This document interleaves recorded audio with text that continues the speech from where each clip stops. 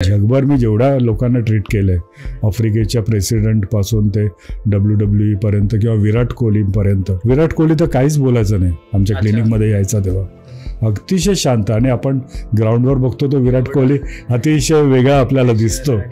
गगनगिरी महाराजांना सुद्धा आपले डॉक्टर राम भोसले ट्रीटमेंट करायचे, अनेकदा बोलून यायचे. ते गगनगिरी महाराजांचे शिष्य आहेत Ashish Maharaj.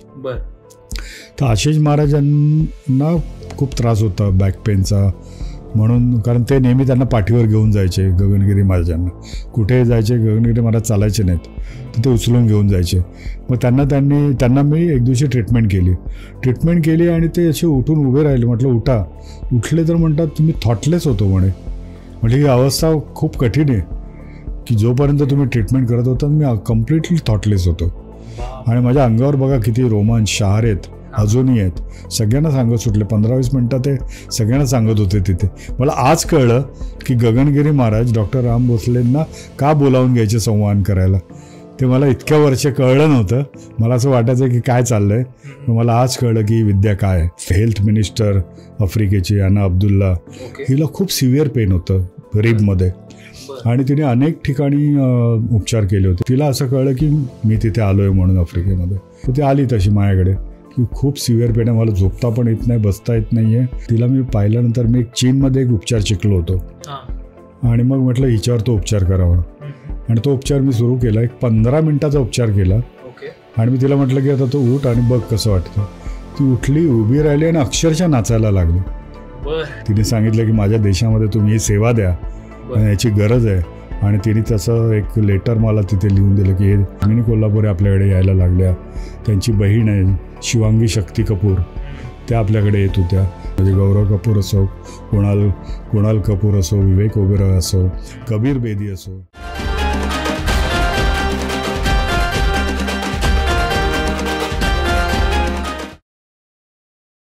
कॉस्मोस्टार media present sweet टॉक्सच्या आजच्या पॉडकास्टमध्ये पुन्हा एकदा तुमच्या सगळ्यांचं सहर्ष स्वागत.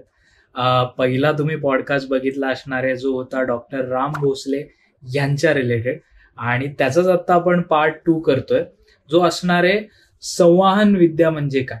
आणि ह्या रिलेटेड आपल्यासोबत बोलायला पुन्हा एकदा आहेत डॉक्टर रमाकांत देवरुखकर. आणि सर, पहिला आय एम शुअर बऱ्याच लोकांनी पॉडकास्ट बघितला असणार आहे ज्याच्यामध्ये आपण खूप स्पिरिच्युअलिटी, महाअवतार बाबाजी आणि डॉक्टर राम भोसले यांच्या बाबतीत चर्चा केली. तुम्ही खूप गोष्टी सांगितल्यात. तरी जो आता नवीन पॉडकास्ट बघतायत, जे नवीन लोक आपल्याशी जोडले गेलेत, त्यांच्यासाठी म्हणून थोडी तुमची ओळख करून द्या. नक्कीच. आपण एक ऑर्गनायझेशन चालवतो. त्या ऑर्गनायझेशनचं नाव आहे चिकित्सा नी स्पाईन अँड मोर. आणि इथे जॉईंट पेनवर आपल्याकडे काम केलं जातं. जसं वेगवेगळ्या प्रकारच्या सांधेदुखी किंवा मणक्यांचे आजार यांच्यासाठी ज्यांना ऑपरेशनला जायचं नसतं ते आपल्याकडे येतात आणि मग ते बरे होतात. असं अनेक वर्षापासून सुरू आहे. मुंबईमध्ये 3 ठिकाणी, बोरिवली, ठाणे, दादर आणि पुण्यामध्ये कर्वे रोड इथे आपली क्लिनिक्स आहेत. बरं. येस. आणि मी सांगू इच्छितो की तुम्ही प्लीज आधी पहिला पॉडकास्ट बघा, पार्ट 1 बघा, आणि त्याच्यानंतर हा पॉडकास्ट बघायला सुरुवात करा, म्हणजे तुम्हाला अजून कनेक्टेड फील होईल. आणि आजच्या पॉडकास्टला आम्ही सुरुवात करतो पार्ट 2ला. आणि याच्यामध्ये मला तुम्हाला विचारावं असं वाटेल सर, संवाहन चिकित्सा किंवा संवाहन विद्या म्हणजे काय. कारण की आतापर्यंत संमोहन हा शब्द बऱ्याच लोकांनी ऐकलाय. बरोबर. आणि कधी कधी अशी समज होते की हे दोन्ही सेमच आहे की काय. तर संवाहन चिकित्सा किंवा संवाहन विद्या म्हणजे काय. बरोबर. संवाहन म्हणजे टुवर्ड बॅलन्स, म्हणजे बॅलन्सकडे घेऊन जाणं. आणि आपलं शरीर हे सतत काही ना काही कारणांनी इम्बॅलन्स होत असतं आणि म्हणून आपण आजारी पडतो. आणि मग त्याला बॅलन्स अवस्थेमध्ये घेऊन जाणं म्हणजे संवाहन. तर संवाहन चिकित्सा ही डॉक्टर राम भोसले, जे आपण पहिल्याच पॉडकास्टमध्ये बोललो त्यांच्याबद्दल सविस्तर बोललेलो आहेत, जे जगप्रसिद्ध संवाहन तज्ज्ञ, ज्यांनी महात्मा गांधीजींपासून पंडित जवाहरलाल नेहरूंपासून अमेरिकेचे प्रेसिडेंट स्टॅलिनपासून अनेक नेताजी सुभाषचंद्र बोस, वल्लभभाई पटेल आणि अनेक लोकांना त्यांनी ट्रीटमेंट केलेली आहे. असे जे महाराष्ट्रीयन व्यक्ती, मराठी व्यक्ती, त्यांनी ही संवाहन विद्या शोधून काढली किंवा रिइन्व्हेंट केली. आता ही जी संवाद विद्या आहे डॉक्टर राम भोसलेंनी जी रिइन्व्हेंट केली, ही चरक संहितेमध्ये सुद्धा त्याचा उल्लेख आहे. चरक ऋषींनी शोधून काढली, म्हणजे फार त्याचा जुना इतिहास आहे. पण कालांतराने ते नॉलेज लुप्त झालं होतं, ते डॉक्टर राम भोसलेंनी परत नव्याने जगापुढे आणलं आणि ते सगळीकडे पसरवलं. सुरुवातीला डॉक्टर राम भोसले हे ऑस्टिओपॅथी, कायरोप्रॅक्टिक, बोन सेटिंग आणि वेगवेगळे उपचार करायचे, जे अमेरिकेत खूप प्रसिद्ध आहे कायरोप्रॅक्टिक सायन्स. पण त्यांनी हळूहळू जेव्हा त्यांना अनुभूती आल्या वेगवेगळ्या, हिमालयामध्ये महाअवतार बाबाजींना भेटले, नित्यानंद स्वामींकडे ते जात राहिले, अनेक योगी पुरुषांना भेटले, तर त्यानंतर आणि अनेक ठिकाणी त्यांनी संशोधन केल्यानंतर ही विद्या त्यांना वाटली की सगळ्यात उपयुक्त अशी विद्या आहे, की पेशींची लयबद्ध हालचाल परत मिळवून देणे. प्रत्येक पेशींमध्ये एक व्हायब्रेशन्स आहेत. हे जग आहे, आपण राहतोय एका व्हायब्रेटिंग वर्ल्डमध्ये राहतोय. हे जे जग आहे हे व्हायब्रेट होतं आहे, सतत व्हायब्रेट होते, प्रत्येक गोष्ट व्हायब्रेट होते. म्हणजे आपल्या हातातला पेन, पेपर, टेबल, वही, जे काही आपल्या अवतीभोवती आहे, हे सगळ्यामध्ये एक व्हायब्रेशन्स आहे. कुठे व्हायब्रेशन विरहित अशी एकही वस्तू नाही आहे या जगामध्ये. त्यामुळे जग चाललंय ते सगळं व्हायब्रेशन्सवर चाललंय, स्पंदनांवर चाललंय. आणि ही स्पंदनं आपल्या शरीरात सुद्धा आहेत. म्हणजे आपण जेव्हा आजारी पडतो त्यावेळी आपल्याला औषध पाण्याशिवाय किंवा ऑपरेशनशिवाय आपल्याला त्याचं ट्यूनअप करणं जास्त इम्पॉर्टंट असतं इनिशियली. जसं आपण गाडीचं इंजिनचा आवाज कमी जास्त झाला, स्पीड कमी जास्त, आपण जाऊन ट्यूनअप करून घेतो. तसंच आपल्या शरीरामधले व्हायब्रेशन जर बिघडले, स्पंदनं बिघडली, तर त्याला ट्यूनअपची आवश्यकता असते. म्हणजे काय की प्रत्येक ऑर्गन आणि टिश्यूज वेगवेगळे, आपल्या शरीरामधले सगळ्या सिस्टम्स, याच्यामध्ये एक सतत स्पंदनं सुरू असतात. आणि ही स्पंदनं एका लयबद्ध लयीमध्ये चाललेली असतात. जेव्हा आपण आजारी पडतो त्यावेळी ही स्पंदनामध्ये बिघाड असतो. आता कसं, तर आपलं लिव्हर आहे समजा, एक ऑर्गन, यकृताचं एक पर्टिक्युलर स्पंदन आहे. ते जर स्पंदन कमी जास्त झालं, ती फ्रिक्वेन्सी जर कमी जास्त झाली, तर लिव्हर हे आजारी पडतं. मग लिव्हर आजारी पडल्यानंतर लिव्हरला काय ट्रीटमेंट पाहिजे, तर ती स्पंदनं परत त्याची ओरिजिनल फ्रिक्वेन्सी किंवा ओरिजिनल जी त्याची स्पंदनं आहेत ती त्याला परत मिळवून देणं. म्हणजे हेल्दी लिव्हरची जी स्पंदनं आहेत ती परत आणली तर लिव्हर हेल्दी होणार आहे. तसंच किडनी, हार्ट, सगळ्या ज्या ऑर्गन्स आहेत, ब्रेन आहे, प्रत्येक पेशींमध्ये एक स्पंदन आहेत. ती स्पंदनं परत नीट करण्यासाठी हिलिंग व्हायब्रेशन्स द्यावी लागतात. आणि तशा प्रकारची कंपनं आपल्या बोटाद्वारे, हाताद्वारे, वेगवेगळ्या मशीनद्वारे किंवा कुठल्याही टूल्सद्वारे, निडल्सद्वारे अशी आपल्याला देता येतात. म्युझिकद्वारे आपल्याला ही हिलिंग व्हायब्रेशन्स देता येतात. तर हे सगळं शोध जो काढला तो डॉक्टर राम भोसले यांनी शोधून काढला. आपले जे पंचमहाभूत आहेत, जसं ही सृष्टीची जेव्हा उत्पत्ती झाली तेव्हा पंचमहाभूताची उत्पत्ती, जसं सुरुवातीला जे महाभूत होतं ते जे होतं ते होतं आपलं आकाश तत्व. आकाश तत्वातनं वायुतत्वाची निर्मिती झाली. फ्रिक्शन होत होत होत होत आकाश तत्वाची पहिल्यांदा निर्मिती झाली ब्रह्मांडामधून. मग झालं वायुतत्व, वायुतत्वानंतर अग्नितत्व, अग्नितत्वानंतर पाणी म्हणजे आप, याची निर्मिती झाली आणि सगळ्यात शेवटी पृथ्वी. तर अशा प्रकारे आपल्या ह्या पंचमहाभूताची निर्मिती झाली. जे ब्रह्मांडामध्ये आहे ते आपल्या शरीरात आहे. यथा पिंडी तथा ब्रह्मांडे किंवा तथा ब्रह्मांडे यथा पिंडे असं जे म्हटलं गेलेलं आहे की सगळं काही आहे. ब्रह्मांडात जी हालचाल होते ती आपल्या शरीरामध्ये होते. ब्रह्मांडात काही चेंजेस झाले की आपल्या शरीरामध्ये चेंजेस होणार. म्हणून आपण म्हणतोय पाणी वाचवा, सॉईल वाचवा, झाडं वाचवा, ब्रह्मांड वाचवा. म्हणजे ब्रह्मांडामध्ये जर नीट बॅलन्स असेल तर आपलं शरीर बॅलन्स अवस्थेत राहणार आहे. म्हणून आपल्याला नेचरमध्ये जाऊन पंचमहाभूताबरोबर राहणं फार इम्पॉर्टंट आहे. ग्राउंडिंग करणं, आपलं पृथ्वी मातेशी आपल्याला सतत जोडून राहणं, आपल्या पायात अनवाणी चालणं, पायात चप्पल न घालता पृथ्वीवर उभं राहणं, याला ग्राउंडिंग म्हटलं जातं किंवा अर्थिंग म्हटलं जातं. हे फार इम्पॉर्टंट आहे. त्याने काय होतं की आपल्या शरीरामधलं इन्फ्लामेशन, सूज ही कमी होते. आपल्याला एन्झायटी असेल, जर आपल्याला झोप नीट येत नसेल, मग शरीरामध्ये खूप वेदना असेल, इन्फ्लामेशन होत असेल, सतत डोकेदुखी असेल, या सगळ्या गोष्टी जर आपण ग्राउंडिंग केलं, धरतीमातेवर जर आपण गेलो, चाललो रोज, तर ते खूप छानपैकी आपलं हे सगळे आजार निघून जातात. कारण जे धरतीचं जे पृथ्वीचं जे इलेक्ट्रोमॅग्नेटिक वेव्ज आहेत त्या फार इम्पॉर्टंट आहेत. शरीरामधलं निगेटिव्ह एनर्जी शोषून घेऊन पॉझिटिव्ह एनर्जी देणं हे पृथ्वी माता करत असते. म्हणजे वेगवेगळ्या गोष्टी आहेत. आपण आंघोळ करताना पाणी, पिताना पाणी, पाण्यातनं आपल्याला सुद्धा आरोग्य मिळतं. हवेद्वारे आपल्याला आरोग्य मिळत असतं. आकाशाद्वारे आपल्याला आरोग्य मिळत असतं. सूर्याच्या प्रकाशाद्वारे आपल्याला आरोग्य मिळतं. म्हणून आपल्याला पंचमहाभूतात जाणं. आपण जेव्हा फिरायला जातो त्यावेळी आपल्याला डोंगरावर किंवा इतर ठिकाणी जाऊन तिथला आस्वाद घेतला पाहिजे, त्या नेचरचा. झोपलं पाहिजे आकाशाकडे बघून. खूप छान वाटतं. गवतावर चाललं पाहिजे. झाडांना मिठी मारली पाहिजे. त्या झाडं सुद्धा आपल्याशी बोलतात. आपल्या भावना आपण झाडांबरोबर व्यक्त करू शकतो. त्यांना मिठी मारून तुम्ही रडू शकता, हसू शकता, आपले प्रॉब्लेम सांगू शकतात. तिथून सुद्धा आपलं ग्राउंडिंग होतं. तर अशा प्रकारे आपल्याला रात्रीच्या वेळी आपण जर स्टार्सचं निरीक्षण केलं, ते पाहिलं, गच्चीवर जाऊन झोपलो आणि ते जर पाहिलं तर ते खूप छान आल्हाददायक वाटत असतं आपल्याला. तर आपल्याला नेचरमधनं सतत एनर्जी मिळत असते. सतत त्या एनर्जी म्हणजेच व्हायब्रेशन्स. हेच व्हायब्रेशन्स आपल्या शरीरामध्ये प्रवेश करतात आणि आपल्याला बरं करत असतात, हील करत असतात, आपली रिस्टोर करत असतात एनर्जी.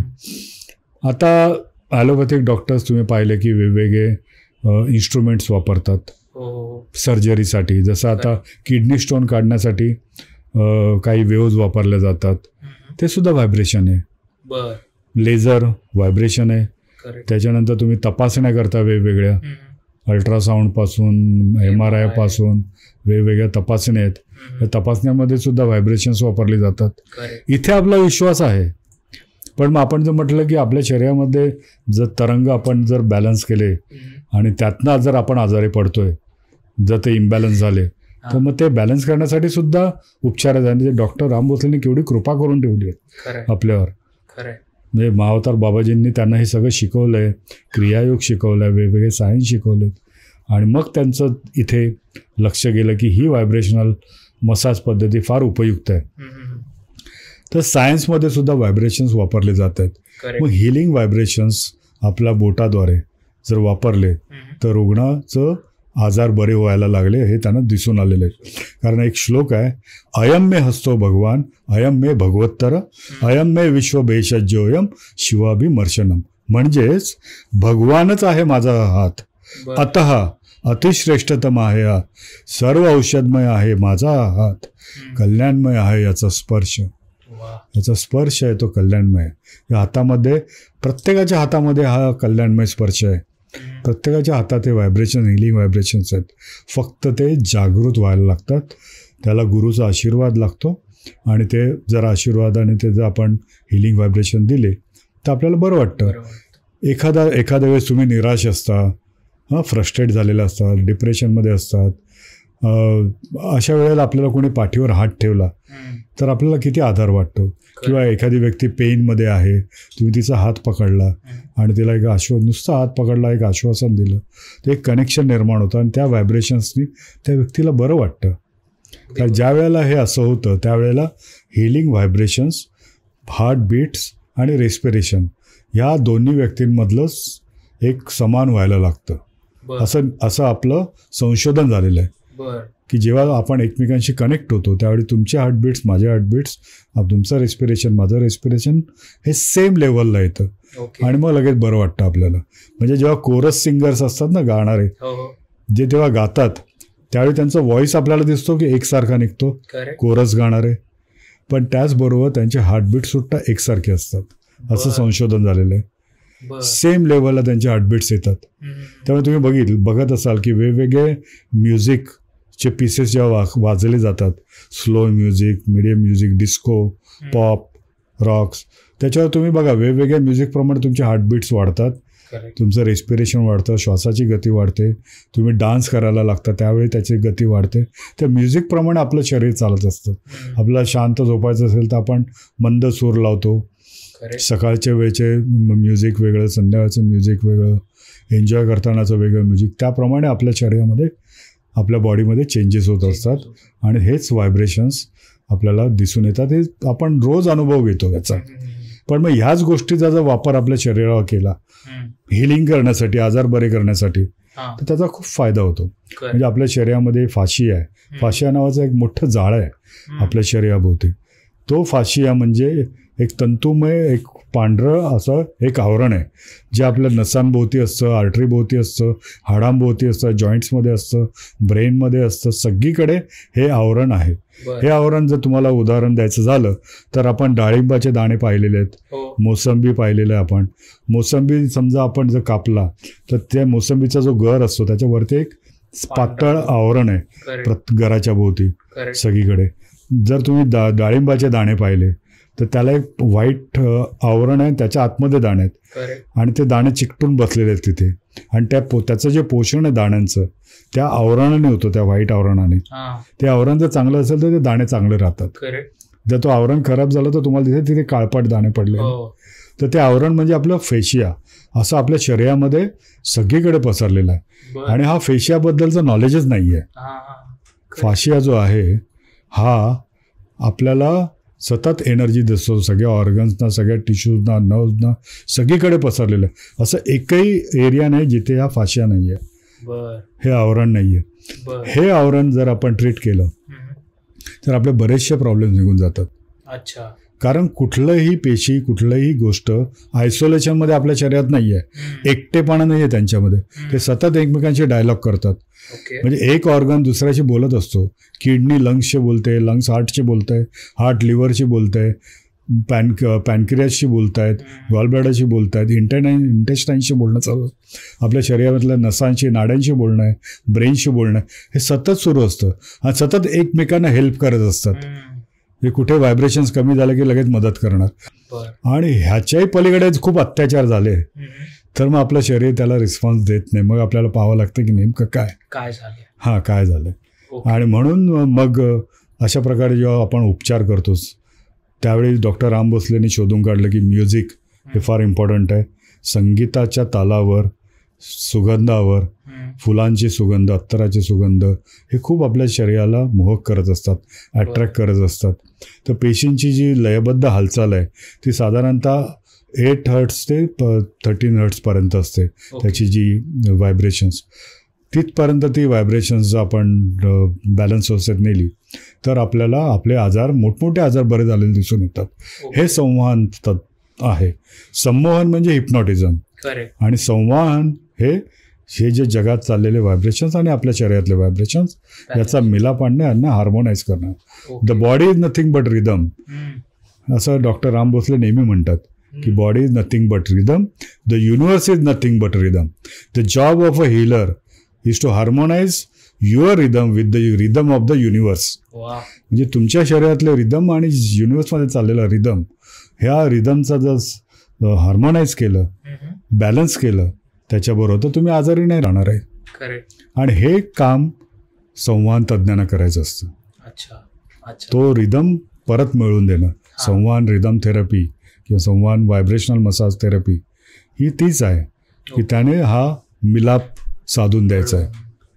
हो की नाही.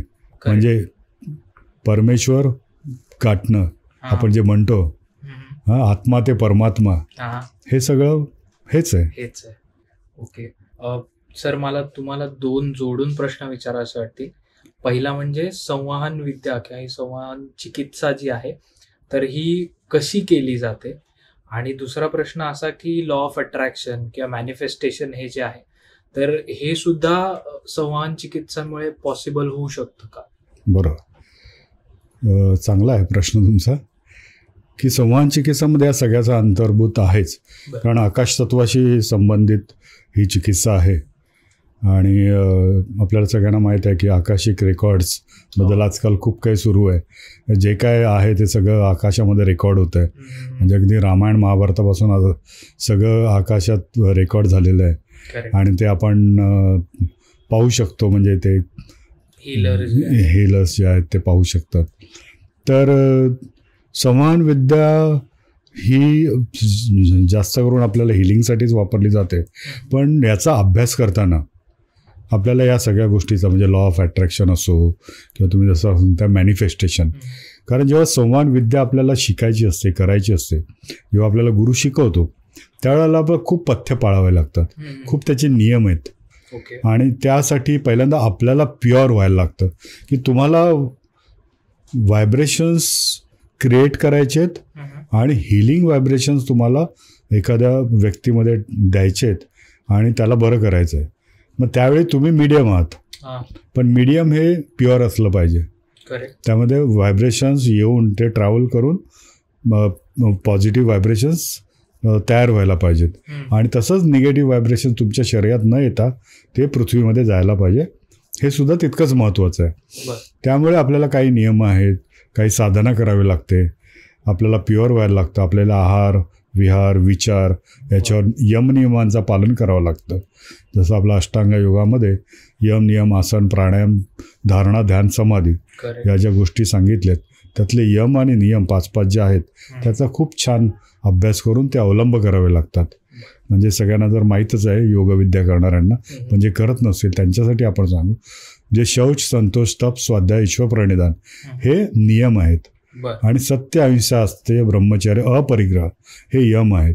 तर हे याचं पालन जर आपण केलं तर आपण सिद्ध होतो पुढील काम करण्यासाठी. किंवा आपण जर योगामध्ये पुढे जायचं असेल तर आपण आसन सिद्ध करण्यासाठी ते योग्य ठरतं. आणि मग प्राणायाम असे सिक्वेन्स सांगितलेले आहे. तर हे करत असताना सुद्धा आपल्याला जर यम नियमांचं पालन केलं, ते आम्ही शिकवतो, आम्ही सांगतो आमच्या स्टुडंट्सना, तर आपण प्युअर होण्याकडे आपलं कल जातो. आणि मग आम्ही जेव्हा ट्रीटमेंट देतो संवाहांची त्यावेळी आम्ही आवाहन करतो डिवाईनला. आणि डिवाईनला आवाहन करून सांगतो की तू आता आम्हाला मदत कर या कार्यामध्ये. त्यामुळे इन्व्हाइट करतो डिवाईनला आम्ही सुरुवातीला. आणि त्यानंतर आम्ही म्हणतो की मी सिद्ध आहे का समोरच्या व्यक्तीला सेवा द्यायला. मी स्वतःलाच क्वेश्चन करतो, हो मी सिद्ध आहे. मी समोरच्या व्यक्तीवर प्रेम करण्यास निरपेक्ष सिद्ध आहे का, हो.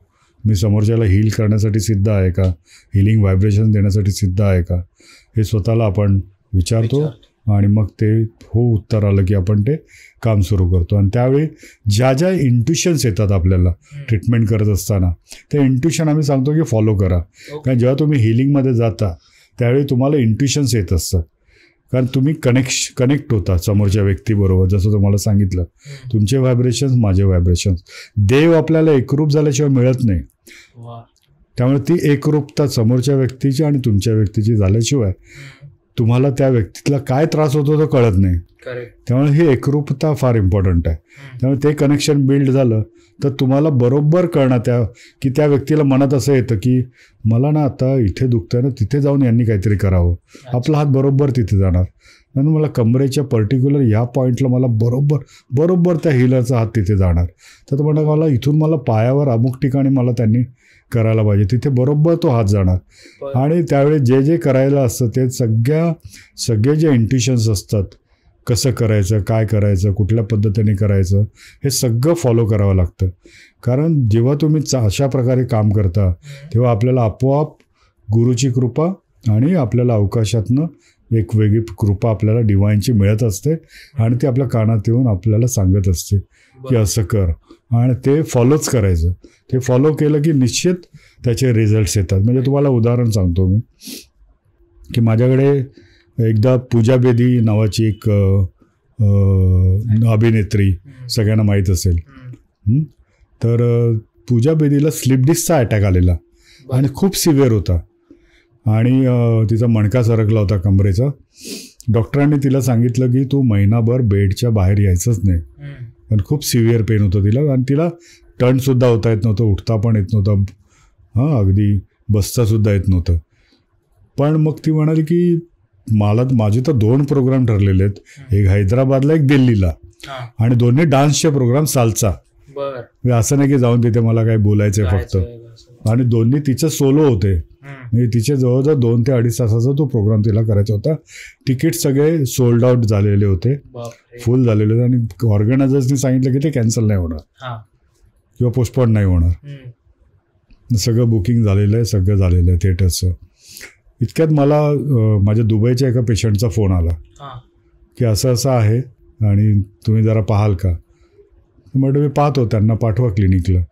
तर म्हटलं नाही, क्लिनिकला ते येऊ शकणार नाही, त्यांना घरी जाऊन पाहायला लागेल. म्हटलं मी घरी जात नाही, पण मग तुम्ही म्हणताय तर पाहू आता जाऊन. म्हणून मी गेलो घरी गेलो, तिला टर्न व्हायला सांगितलं, उठ म्हटलं, शक्यच होत नव्हतं.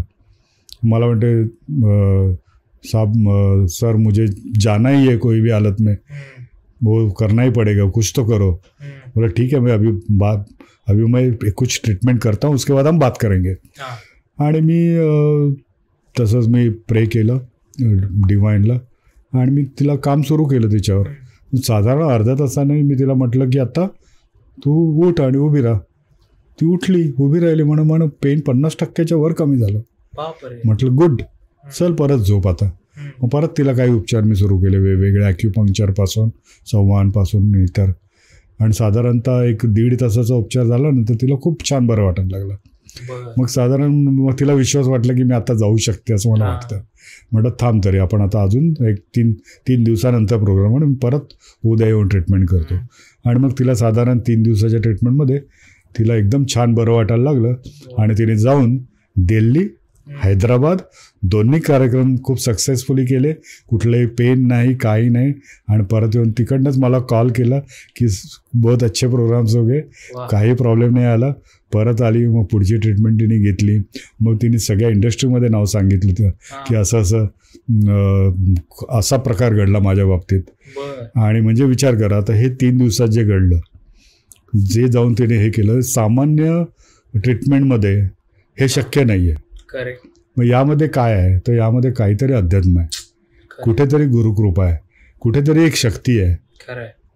हां, कुठेतरी एक तुम्ही म्हणताय ते लॉ ऑफ अट्रॅक्शन आहे. म्हणजे मागितलं तर मिळतंय, पण ते कसं मागतो आपण आणि किती श्रद्धेने मागतो आणि कशी ती कृपा आपल्यावर बरसली पाहिजे हे इम्पॉर्टंट आहे. तर ते तिथे अध्यात्म आपल्याला प्रचिती येते. हे माझं काम नव्हतंच. म्हणजे 3 दिवसात काम केलं हे मी केलेलंच नाही आहे. मी एक माध्यम होतो तिथे. पण जी कृपा महाअवतार बाबाजींपासून जी डॉक्टर राम भोसलेंना मिळाली आणि डॉक्टर राम भोसलेंपासून जी आमच्यापर्यंत आली आणि आमच्यापासून आमच्या ज्या पूर्ण स्टाफमध्ये ती आहे, तो जो हात, की आमच्याकडे जे काही लोक ट्रीटमेंट देतात त्या सगळ्यांनाच तो आशीर्वाद, वारसा तो सगळा आपोआप आलेला आहे परंपरेने. आणि त्यामुळे तिथे हे हिलिंग सुरू आहे. त्यामुळे हे जे चमत्कार असतात, असे अनेक चमत्कार झालेले आहेत. अनेक पेशंट्स बरोबरचे असे चमत्कार आहेत जे आपल्याला म्हणजे मी पाहिलेले आहेत.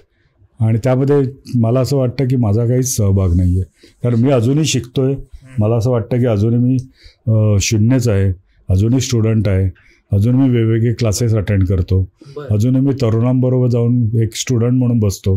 माझं वय आत्ता साधारणतः 62 वर्ष आहे, पण मी 25-30 वर्षाच्या मुलांबरोबर जाऊन सुद्धा शिकतो.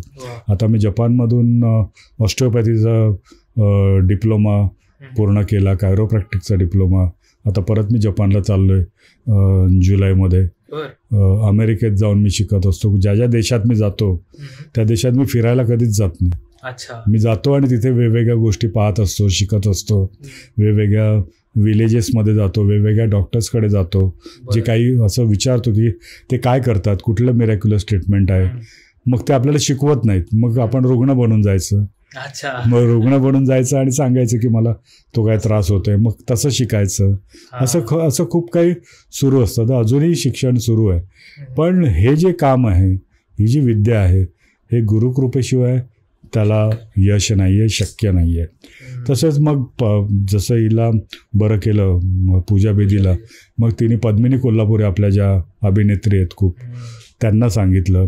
पद्मिनी कोल्हापुरे आपल्याकडे यायला लागल्या. त्यांची बहीण आहे शिवांगी शक्ती कपूर, त्या आपल्याकडे येत होत्या. या दोन्ही बहिणींना जर तुम्हाला आश्चर्य वाटेल, खूप छान हीलर आहेत. खूपच छान मेडिटेशन्स आणि वेगळ्या हिलिंगच्या क्षेत्रामध्ये ते सतत करत असतात. म्हणजे आपल्याला ह्या मागच्या गोष्टी माहीत नसतात. आपल्याला फक्त पडद्यावर गोष्टी पाहतो आपण. अतिशय डाऊन टू अर्थ, सात्विक वातावरण घरचं. म्हणजे जेव्हा मी शक्ती कपूरच्या घरी जेवायला गेलो होतो आणि तिने ज्या पद्धतीने मला मराठमोळं जेवण दिलं होतं शिवांगीने, आणि तिथलं वातावरण, श्रद्धा कपूर पण होती त्यावेळी तिथे, तर ते एक वातावरण. म्हणजे आपण विचार करतो की शक्ती कपूर आणि विलनचा रोल केला, त्याच्या घरी काय असेल, कसं असेल. इतकं छान मराठमोळे वातावरण. म्हणजे मला अजूनही आठवतं तिने ती मटकीची भाजी केली होती, चपाती आणि ते सगळं. आणि जेव्हा मी गेलो तिथे पहिल्यांदा मी पद्मिनी कोल्हापुरेच्या घरी गेलो. बाजूलाच घर होता, तो खूप मोठा बंगला सी फेसला. आणि तिथून मी शक्ती कपूरकडे जायचं होतं आणि माझ्याकडे बॅग होती. तर मी निघालो तिथून. मी जशी बॅग उचलायला गेलो तर शिवांगी शक्ती कपूर आल्याने माझी बॅग घेतली तिने. आणि तिने माझी बॅग घेऊन तीच घरी गेली. म्हणजे इतके डाऊन टू अर्थ. हां, म्हणजे तो एक रिस्पेक्ट देणं अशी खूप मी पाहिलेत. म्हणजे जसं मी WWF किंवा WWEना की जे ट्रीट केलं, अतिशय सामान्य वाटली मला लोक. आधी आपण खूप घाबरतो, पण खूप आपल्यासारखीच सगळी माणसं आहेत. जगभर मी जेवढ्या लोकांना ट्रीट केलंय, आफ्रिकेच्या प्रेसिडेंटपासून ते WWE पर्यंत किंवा विराट कोहलीपर्यंत, विराट कोहलींना ट्रीट करतो अतिशय साधी. विराट कोहली तर काहीच बोलायचं नाही. आमच्या क्लिनिकमध्ये यायचा तेव्हा अतिशय शांत. आणि आपण ग्राउंडवर बघतो तो विराट कोहली अतिशय वेगळा आपल्याला दिसतो. हो, पण अतिशय शांत. म्हणजे तुम्ही 4 वाक्य बोलाल तर तो 1 वाक्य बोलेल, इतका शांत व्यक्ती. अशा प्रकारे अनेक अनुभव, अनेक सेलिब्रिटीज बरोबरचे अनुभव मला आले. आणि ती सगळी माणसं खूपच छान. म्हणजे गौरव कपूर असो, कुणाल कपूर असो, विवेक ओबेरॉय असो, कबीर बेदी असो, अशा अनेक जे celebrities, Marathi celebrities, Hindi celebrities, हां सगळेच, इवन पॉलिटिशियन्स वेगवेगळे. आणि इवन मी बाहेरच्या देशात पण मी अनेक रुग्ण पाहिले. त्यामध्ये हेल्थ मिनिस्टर आफ्रिकेची अना अब्दुल्ला, हिला खूप सिव्हिअर पेन होतं रिबमध्ये आणि तिने अनेक ठिकाणी उपचार केले होते. हेल्थ मिनिस्टर, कॅबिनेट, देशाचे मिनिस्टर. आणि तिला असं कळलं की मी तिथे आलो आहे म्हणून आफ्रिकेमध्ये आणि खूप छान रिझल्ट देत आहेत वगैरे. तर ती आली तशी माझ्याकडे की खूप सिव्हिअर पेन आहे, मला झोपता पण येत नाही, बसता येत नाही आहे. आणि इतकं ती दाखवत होती की सतत पेन आहे तिच्या कुशीमध्ये, पेन व्हायचं रिप्समध्ये. तिला मी पाहिल्यानंतर मी चीनमध्ये एक उपचार शिकलो होतो आणि मग म्हटलं हिच्यावर तो उपचार करावा. आणि तो उपचार मी सुरू केला. एक 15 मिनिटाचा उपचार केला. आणि मी तिला म्हटलं की आता तो उठ आणि बघ कसं वाटतं. ती उठली, उभी राहिली आणि अक्षरशः नाचायला लागली. म्हणजे आपण म्हणतो ना की भांगडा केला, तसं तिने आफ्रिकन डान्स काहीतरी केला तिने. आणि ती म्हणाली माझं पेन गॉन, गेलं माझं पेन म्हणे. इतकी खुश झाली. मग तिला मी साधारणतः एक 8 दिवस उपचार केला. ती अतिशय त्यातनं ती मुक्त झाली त्या पेनमधून. आणि तिने खूप आभार मानले. तिने सांगितलं की माझ्या देशामध्ये तुम्ही ही सेवा द्या, याची गरज आहे. आणि तिने तसं एक लेटर मला तिथे लिहून दिलं की हे मी तुम्हाला लिहून देते की तुम्हाला जे पाहिजे ते मी इथे द्यायला तयार आहे, पण आमच्या देशामध्ये ही सर्व्हिस तुम्ही द्या, हे खूप मोठं काम तुम्ही करताय. तिच्या लेटर हेडवर तिने ते सगळं मला इन्व्हिटेशन दिलं तिथलं. तर असा तो एक सन्मान आपल्याला तिथे मिळाला. तिथले प्रेसिडेंटसुद्धा आपल्याकडे ट्रीटमेंट जकाया किकवेटे घ्यायचे. तिथले वेगवेगळे प्राईम मिनिस्टर, त्याच्यानंतर फॉरेन मिनिस्टर्स, ऑपोजिशनवाले सगळे ट्रीटमेंट घे.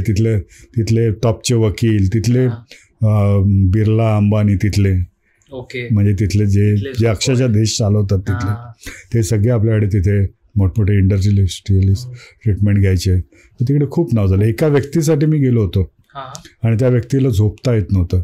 म्हणजे असं बेडवर झोपू शकत नव्हती. झोपली की त्यांना लगेच श्वास बंद व्हायचा, त्रास व्हायचा. 1-2 मिनटंसुद्धा ते झोपू शकत नव्हते. अनेक उपचार केले पण त्यांना कोणी बरं केलं नव्हतं. मग त्यांना माझं नाव कळलं. मी पहिल्यांदा फॉरेनमध्ये बसलो विमानात जायला, तो त्या व्यक्तीसाठी. तर जितू पटेल नावाची ती व्यक्ती होती, खूप मोठे इंडस्ट्रियलिस्ट म्हणजे तिथले. मग त्यांचं जे घर म्हणजे एक मोठा पॅलेस, म्हणजे तिथल्या प्रेसिडेंटचं सुद्धा एवढं मोठं घर नाही, एवढा मोठा पॅलेस त्यांचा तिथे. तर त्यांच्याकडे मग मी गेलो आणि मग त्यांना ट्रीटमेंट सुरू केली. वेगवेगळे उपचार जे मी शिकलो होतो ते रोज काय करायचे, रोज रात्री जेव्हा झोपायची वेळ व्हायची तेव्हा ड्रायव्हरला सांगायचे गाडी काढ, आणि ते गाडीत बसायचे आणि ते गाडीमध्ये असे डुलक्या काढायचे. गाडीत डुलक्या काढायचे, फिरत शहरामध्ये फिरायचे आणि मग नंतर गाडी पार्क करून परत येऊन बसायचे. जी झोप त्यांची गाडीत व्हायची, ज्या गाडीच्या ह्याच्याने, तेवढीच झोप त्यांची, झोपायचीच नाहीत. मग मी ट्रीटमेंट सुरू केली आणि साधारणतः 3 दिवसामध्ये ते 3ऱ्याच दिवशी ते झोपले. तुम्हाला सांगा मला की सगळ्यात प्रथम माझे आभार कोणी मानले असतील? त्यांनी स्वतः येऊन? नाही, ड्रायव्हर. अरे बापरे. त्यांच्या ड्रायव्हरने माझे आभार मानले की माझी दिवसाची ड्युटी सुद्धा आणि नाईट ड्युटी, मला झोपच नाही म्हणे. मी वाचलो म्हणे किती दिवस सुरू आहे म्हणे, ती वर्ष सुरू आहे की माझी. खरंच थँक्यू म्हटलं. आणि त्यांना मी बरेचसे उपचार केले. त्यामध्ये संगीतोपचार होता, ॲक्युपंक्चर होतं, संवाद व्हायब्रेशनल ट्रीटमेंट होती, योगा होता, असं सगळ्या प्राणायाम होते. अशा सगळ्यांचा एक कॉम्बिनेशन करून त्यांना ट्रीटमेंट दिली आणि माझं नाव झालं तिथे. म्हणजे मी एका व्यक्तीसाठी गेलो होतो आणि तिथे इतकं नाव झालं की जवळजवळ सगळीकडून, जसं त्याच्यानंतरच हेल्थ मिनिस्टर वगैरे आले. आणि त्यांचं कारण ती व्यक्ती खूप मोठी होती. या व्यक्तीला बरं वाटलं, हे सगळं पंचक्रोशीत पसरलं आणि सगळे यायला लागले वेगवेगळे लोक आणि सगळ्यांना बरं वाटायला लागलं. आता हे पण आश्चर्य आहे ना. पण आता हे एका व्यक्तीत एवढं असू शकतं का की ज्या व्यक्तींना कुठेच बरं वाटत नाहीये, काहीच होत नाहीये, मग इतके डॉक्टर्स फिरत आहेत, अमेरिकेपासून फिरून आलेले आहेत, त्यांना काही कमी नाहीये आणि ते बरे होत आहेत. मग हे काय आहे? मग हे आपण जे पाहतोय, जे गुरुकृपा, ही डिवाइन पॉवर आणि तुमची इमानदारी, आपण ते काम किती इमानदारीत करतो. कारण तुम्हाला मी सांगतो की मी जेव्हा जितूबाई माझा निघायचा दिवस होता आणि मला विचारलं की किती पैसे झाले तुमचे, फी किती? म्हटलं मी फीसाठी आलोच नाही. आणि म्हटलं मी मनापासून म्हणते की मग उगाच असं आव नाही आणत आहे. म्हटलं मी फीसाठी, मला फक्त एक माझं काम दाखवायचं होतं की मी इतके वर्ष काम करतोय, 1984 पासून मी काम करतोय आणि मी आलोय तुमच्याकडे आता 2001-02 मध्ये. म्हणजे साधारणतः 1984 ते किती वर्ष झाली? 16-17 वर्ष मी काम करतोय आणि इथे खूप इंडियामध्ये रिझल्ट देतोय. पण माझी ही कला आहे, मला तुम्हाला दाखवायची होती. हे मला एक कुठेतरी ऑपॉर्च्युनिटी म्हणून मी आलोय आणि म्हणून मी खूप सॅटिस्फाय आहे की मी काहीतरी दाखवू शकलो आणि मला चांगलं ॲप्रिसिएशन मिळालं, जो मान सन्मान मिळाला इथे, ज्या प्रकारे तुम्ही सगळ्यांनी दिला, इतके लोक सगळे आले, सन्मान दिला, तर तो खूप आहे माझ्यासाठी. मला पैसे नकोत म्हणून. तर त्यांनी तरीसुद्धा माझ्या जबरदस्ती एक एन्व्हलप कोंबलं माझ्या बॅगेत. आणि मी नंतर ते येऊन पाहिलं, मी जेव्हा इंडियामध्ये, तर ते $2.25 लाख होते त्यावेळेचे. 2001 वेळी. तर त्यांची मैत्री, त्यांच्याशी जो जिव्हाळा आहे तो अजूनही माझा तेवढाच कायम आहे. त्या व्यक्तींबरोबर, तिथल्या लोकांबरोबर, सगळ्या व्यक्तींबरोबर, की जे प्रेम आहे ते तसंच आहे. कारण त्यांनी पाहिलं की हे निरपेक्ष आहे व्यक्ती, त्यांना पैशासाठी काम करणारी व्यक्ती नाही आहे. यांना ते हे लगेच लोक जाणतात. नाहीतर काय, आधी आम्ही एवढे पैसे घेणार तर आम्ही येतो असंच सांगणारे त्यांना भेटतात. असंच सांगणारे असतात कायम. बरोबर. तर आम्ही येऊ म्हणून, तुम्हाला मान्य आहे का? तर येतो. पैसे घ्यायला लागलो आम्ही डॉक्टर राम भोसलेंमुळेच. नाहीतर आम्ही सुद्धा पहिल्यांदा फ्रीच काम करायचो. मी, माझे वडील, आम्ही खूप फ्री काम करायचो. सेवा द्यायचो, बेड रिडन पेशंटना बघायचो, त्यांच्या घरी जाऊन पाहायचो. पण त्यातनं खूप काही शिकायला मिळालं. त्यांना काही फायदा होत असेल तर ते पाहायचो. हॉस्पिटल्समध्ये जायचो, ज्यांना सोडून दिलेलं आहे डॉक्टर्सनी की आता काही होणार नाही, मग त्यांना आम्ही जाऊन उपचार करायचो. तर हे काम आम्ही खूप वर्ष करत होतो. घरी आमच्या पेशंट्स यायचे, त्यांना आम्ही ट्रीटमेंट करायचो. आणि एक दिवशी असं झालं की माझ्या वडिलांना घर बांधायचं होतं आणि पैसे नव्हते. मग ते डॉक्टर राम भोसलेंकडे गेले की मला घर बांधायचं आहे, घर खूप मोडकळीला आलं आहे, तर मला घर बांधायचं तर थोडे पैसे पाहिजे होते. म्हणजे तुम्ही किती वर्ष काम करताय? तर म्हणे इतके वर्ष काम करतो. किती पेशंट्स पाहताय? म्हणे भरपूर पेशंट्स पाहतात. मग पैसे नाहीत तुमच्याकडे? किती पैसे घेता? म्हणे पैसे नाही घेत. मग असा दानशूर मी पाहिला नाही. म्हणे तुम्ही एक काम करा, उद्यापासून तुमच्या घरामध्ये जे रुग्ण येतील त्यांना तुम्ही घरातल्या एक वस्तू भेट द्यायला सुरू करा. जे काही असतील त्या वस्तू भेट द्यायला सुरू करा. आणि जेव्हा शेवटची वाटी पेला राहील त्यावेळी माझ्याकडे मग तुम्हाला पैसे देतो. तिथून डोळे उघडले आणि मग त्यांनी पैसे घ्यायला सुरुवात केली. म्हणजे तो एक प्रकारे आदेश होता. आणि मग तिथून मग ही सुरुवात झाली, वाटचाल सुरू झाली. तसंच गोष्ट माझ्याबरोबर जितूबाई पटेल आफ्रिकेमध्ये झाली की मी तिथे ट्रीटमेंट करायचो आणि मी पैसे नाही घ्यायचो. तर माझ्यावर चिडले ते म्हणे, आणि लोक पण पैसे द्यायचे ना, श्रीमंत लोक पण पैसे नाही द्यायचे. म्हणे तू असं का करतोस, म्हणे तुला पैसे मागायला पाहिजे. मी नाही मागणार पैसे, मी मागत नाही कधी पैसे. म्हणे मग त्यांनी तिथे माझ्यासाठी त्यांनी पैसे जमा करायला सुरुवात केली की यांचे एवढे पैसे तुम्ही द्या म्हणून, तू झालेत म्हणून. आणि मग तिथून त्यांनी मला पण मागे लागून की पैसे हे इम्पॉर्टंट आहे, तुला पण काम चालवायचं आहे, पुढे न्यायचं आहे, तर हा पैसा हा उपयोगी आहे कार्यासाठी, तर तो घ्यायला पाहिजे. आणि आपण काही कोणाचं नुकसान नाही करत आहे, आपण ट्रीटमेंट देतो तर ते सुरू करतो म्हणून. तर त्यांनी तिथून मला ते एक जसं डॉक्टर राम भोसलेंनी वडिलांना केलं तसं त्यांनी मला, कारण मी कधीच क्लिनिक्समध्ये किंवा कुठेही मी कधीच पैसे बघायचो नाही मी. तर अशी सगळी सुरुवात झाली. त्यामुळे आपला स्वभाव, आपली इमानदारी, आपलं काम का करायचं आहे, आपली नियत, हे सगळं जर चांगलं असेल तर यश येतं. हिलिंगसाठी ते फार इम्पॉर्टंट आहे. त्यामुळे आपण जर अपेक्षेने तुमच्या खिशाकडे बघून जर ट्रीटमेंट केली तर ती त्याला यश नाही मिळणार, देवसुद्धा तिकडे काही यश देणार नाही. हे फार इम्पॉर्टंट आहे. तर ते पाहिलं पाहिजे. पैसा हा पाहिजे पण तो पण हिलिंगमध्ये त्याला तो आड आला नाही पाहिजे, असं खूप इम्पॉर्टंट. भरत दाभोळकर आपल्याला माहीत आहेत, जे ॲड गुरु आपण सगळे ओळखतो. म्हणजे एक मराठी माणसाचा एक अभिमान आहे की आपल्याकडे भरत दाभोळकरजी आहेत. तर भरत दाभोळकरजींनी एकदा एका पेशंटला माझ्याकडे घेऊन आले. ते ॲक्च्युली गेले होते मोरोक्को या देशामध्ये फिरायला. त्यांच्या ग्रुपमध्ये ज्या होत्या महिला, त्यांना अचानक त्रास व्हायला लागला तिकडे, की तिकडे खूप अँटिनाज वगैरे आहेत आणि तिथे त्यांना कोणीतरी गळा आवळतंय, शरीरामध्ये वेगवेगळे करंट जात आहेत, असं त्यांना व्हायला लागलं. पायात चप्पल नकोशी वाटायला लागली आणि इथून करंट जातोय, तिथून जातोय, आणि अगदी अस्वस्थ झाले. ते तिथून घाबरले, सामानसुद्धा टाकलं आणि सरळ माझ्याकडे मुंबईला घेऊन आले. म्हणजे directly Morocco to Thane clinic. आणि ठाणे क्लिनिकला आले आणि मग ते असं सांगायला लागले की मला हा त्रास होतोय, इथून करंट जातोय, तिथून करंट जातो, डोक्यात काहीतरी होतं आहे, पायात चप्पल नको, टी व्हीचा आवाज सहन होत नाही आहे, टी व्ही चालू आहे तरी पण वेव्ज आहेत, मोबाईल हातात पकडत नाही आहे, म्हणजे रस्त्याने जातानासुद्धा जे वेगवेगळे टॉवर्स आहेत त्याचा त्रास होतो आहे. म्हणजे सगळा इलेक्ट्रिकल किंवा इलेक्ट्रिसिटीचा सगळ्याचा त्रास होतो आहे. आणि ते कोणालाही डॉक्टर्सकडे गेले, कोणालाही काही समजत नव्हतं. मग असं विचित्र प्रकार माझ्याकडे सुद्धा पहिल्यांदाच आलेला. मग मी त्यांना ट्रीटमेंट सुरू केली आणि मग बघू म्हटलं काय होतं आहे म्हणून वेगवेगळे उपचार सुरू केले. त्यात acupuncture, ear acupuncture, scalp acupuncture, Sujok acupuncture, असं सगळ्याचा समावेश होता. तसं संवाहन विद्या वगैरे. आणि मग तिला थोडं थोडं बरं वाटायचं, परत त्रास व्हायचा, थोडं बरं वाटायचं.